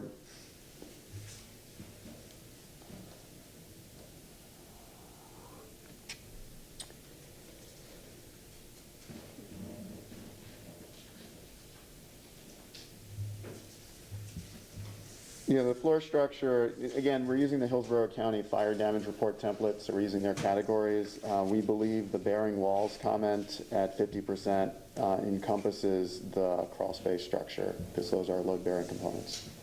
All right. As far as the actual state of them, from our photos referencing our photo in the report, again, I don't have access to this machine. Our photo in the report, 5, 6, 7, 8, 11, and 12, 13, and 14 all show damage in the crawl space. Things I want to note now that we're in my photos. Photo 9, we measured the crawl space piers. They're spaced 12 feet apart, so they're actually further apart than what would now be considered standard. So any remediation down there would basically involve completely replacing those piers and putting new piers in. We would also have to reconfigure the entire crawl space support structure. Older homes typically are split into halves. What we do now as a modern technique is to split it into thirds. So it would be a complete redesign of the crawl space. As you can see from photo number 26, 27, and 28, the settlement has actually caused a separation between the baseboards, the wall, and the flooring. So the structure's already in an active state of collapse when we were out there, showing by that differential settlement. Other photos of note, in addition to having a loss of section. So the way we rate structural members is something called a loss of section. It's basically if you had a broomstick and you cut the broomstick in half and you turned it and looked at that piece, that would be a section. The insurance companies in the engineering field, we divide that into three categories, less than 15%, between 15 and 30%, and above 30%. When an item is below 15%, it doesn't require remediation. When it is above 15% and below 30%, it does require some level of remediation, either sistering or scabbing. Both are used in practice, but as an engineer, we only recommend sistering. And then if it's above 30%, we recommend replacement. For this property, in the attics, in the walls, and in the crawl space, we found load-bearing members with greater than 30%. So those would require complete replacement regardless. Another thing to note is in photo number 11, we are showing microbial growth on that wood component of greater than 10 square feet, and that would require mold remediation. So I'm speaking, even though at the time we wrote this report, we're only speaking from an engineering standpoint, I'm now speaking on behalf of two separate licenses before you today. Good, thank you for the clarification. Can I ask the gentleman a question? Sir, was your firm retained and paid for this report that you produced? I'm sorry, Eric, I didn't understand you. Was your firm retained and were you paid for your work here? Yes, our firm was retained to do a condition assessment of the property and create a report of the property based on the conditions we found in our inspection. Do you think you would have been paid had you had produced a report that said, boy, that house isn't in bad shape, you should fix it? Kamaria Bettis-Mackle from the City Attorney's Office. Mr. Commissioner, I hear what I don't know that that's an appropriate, if you want to ask the question. I will gladly answer that question. Okay. Our clients cannot receive our deliverables until they've repaid for the report. Our reports are independent of what we are receiving in commission for them, so they have no idea what they are receiving until they've paid for the report in its entirety. So the report could have said it could have been repaired. Report would have said it needs to be replaced. Report could have said we inspected the wrong house down the street. They are going to pay for that report before they even see it. Thank you. And then there was potential mention of any further photos that may have been wanted to be put into the record. Is that the case, or shall we move on? We just have the 28 photos in our report, which we already believe is in the record. We were not prepared to enter all of our photos from the inspection, which we do have logged in our system, but I will get with Kim if those need to be added to the record, depending what happens today. Would you like those added to the record, Ron? Or Those photographs are not here. Oh, not here. What he's saying. okay, but can they be added later? And would that be something that But you staff will would not want? be able to take that into consideration. Oh, okay, Because that's it's fine. not before you. Okay. Let's see. All right, are there any further rebuttals or anything else that you would like to add in the next 5 minutes before we close the public hearing? We're at the part where Oh, we're of course. asking questions, and so now the applicant or the agent has 5 minutes Yes. for rebuttal. I'm sorry, one of the commissioners has one I further. have one more Okay, I'm quick sorry. question. Ms. Hedlund, is they put a skylight in the roof, but there's no active second floor, right? It looked like there was hard pine ceilings in there, probably to the bottom of the trusses, but one of the photos looked like it might have had like a knee wall up there. Is there a second floor to this building, or is it just the framing? There is no second floor to this building. It's just attic space. Okay. There were skylights added with sort of a light well that went down into the kitchen. It's not period appropriate, obviously, and somewhat detrimental to the envelope over time. Okay. Thank you. All right, and now would the applicant like to provide any rebuttals or any further comments for the next 5 minutes? I think the only thing left that I can stress is that the owner is, this has not been taken lightly, that the initial assessments completed by Beryl Engineering and the initial cost estimates from, I think, upwards of at least half a dozen contractors for rehabilitation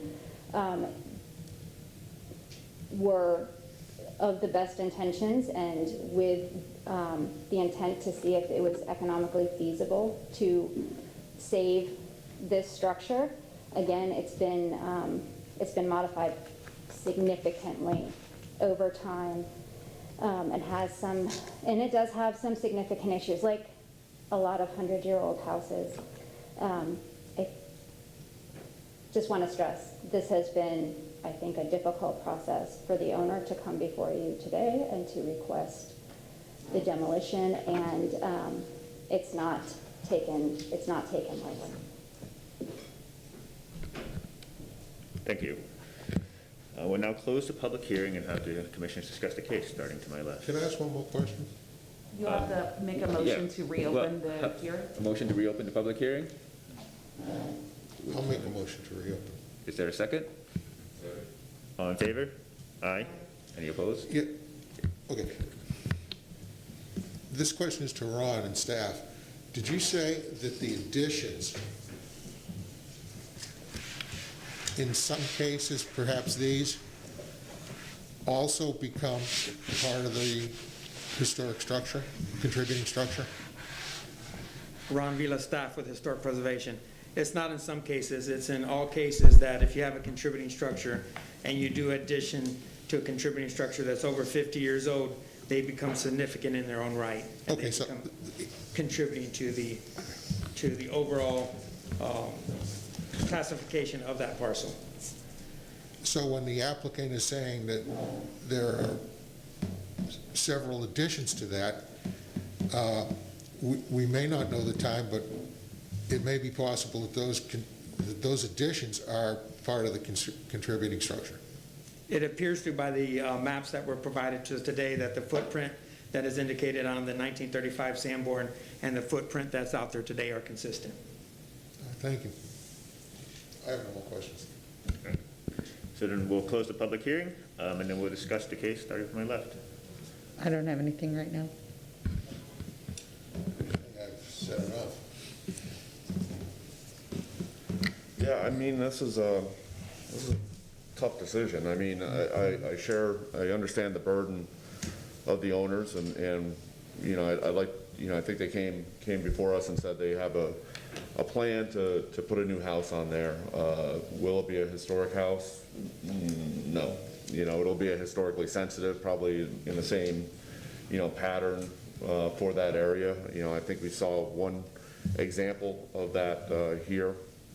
Of one option that they could do, but there's, you know, no firm commitment that they're going to do that, although I do think they will rebuild. You know, when we get these demolition of contributing structures, I think one of the biggest fears that we have in the district is that it's turned into a parking lot, more so in the national district. That's not the case here, you know, so that's one plus for them. I think they have gone through the process that's outlined in the ordinances to successfully document the case for this, but, you know, this is still demolition by neglect, you know, through the family over the years.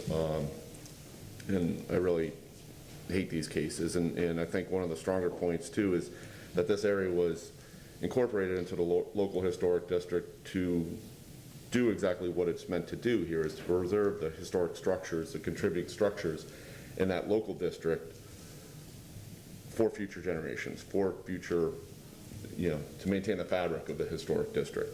That was a very, you know, specific move done to protect the inventory of the houses. It is a beautiful house. I think it can be rehabilitated. There's some nice features there. Not all the features, but I think there's enough of a historic fabric there that can be renovated. I don't know, it's just tough for me to get behind another demolition of a contributing structure in the district right now. Can I add something else? Rich said, I initially said it, he backed it up, but I want to make this point because it's really important. The district has been stretched to cover more area. And this is the reason why. We're the commissioners who are the guardians of our historic treasure. This house is as straight as an arrow. This house can be fixed. You've seen houses, we all have, Fourth and Fifth Avenues, that if the termites stopped shaking hands, they would absolutely fall down tomorrow. People go in there, and they take the time and the care and the love and the money, because it's not cheap. No, sir, we understand it's not cheap, believe me. And they fix the houses, and they go on for another 100 years, and maybe the commission is in 100 years from now, will do something different. But we are here to protect this house, and I just can't see just allowing it to be bulldozed to put up a concrete blockhouse that kind of looks like a suggestion. Now, if this was an empty lot, absolutely no problem, go right ahead. But it's not. They've got a decent house here. Lots of them, in much, much worse shape, are saved by owners who want to save them. These folks don't want to save them, and it's a money thing, and I get it. I get it. Believe me, I've been in this position. So what I would say to the owners is, I'd love to see you come back here with a project where a creative architect, and there are tons of them around, has taken this house and gets all fired up and shows you this house with one or two of the additions, maybe the apartment thing in the back, maybe the other, who knows? But they can really do a hell of a job, and I'd love to review that and pass it for you. I would. I'm all for you, and I respect the family ties here. But the right thing for the Barrio Latino Commission to do is to save this house. And that's my opinion.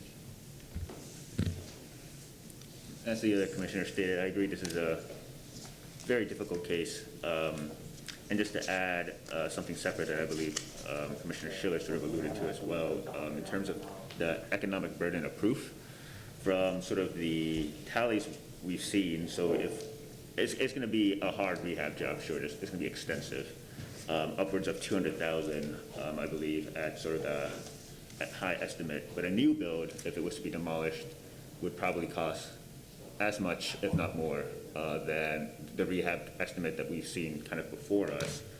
I know it's can be a heavy personal financial burden for the owners of the property as well to just kind of have to hold on to something like this.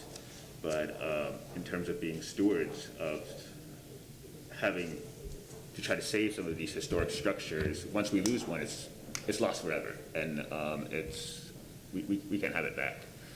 I would be open to having this case also as well potentially being continued where they can provide more economic burdens of proof if they feel that is their situation.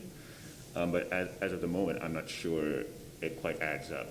Kamaria Pettis-Napa from the City Attorney's Office, Mr. Chair. You brought up that you would be open to a continuance. I believe that the agent or the applicant would like permission to request a continuance. Sure.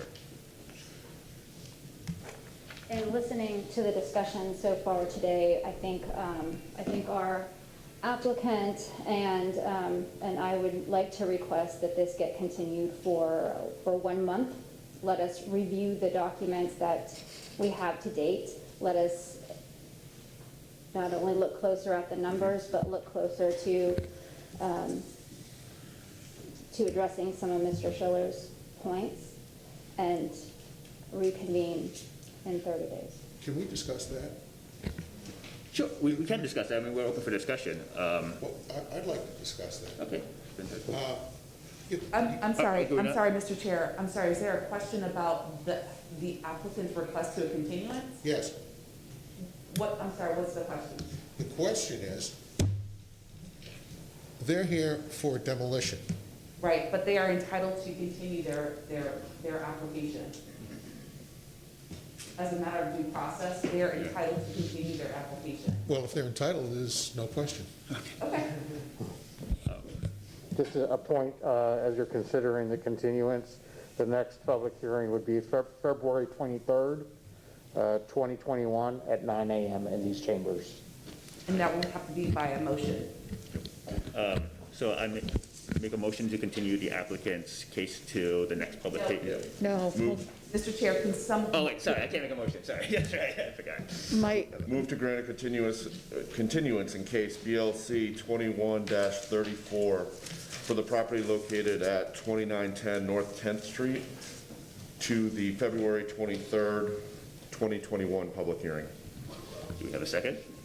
second, All in favor? Aye. Aye. Any opposed? Opposed. Motion carries. okay.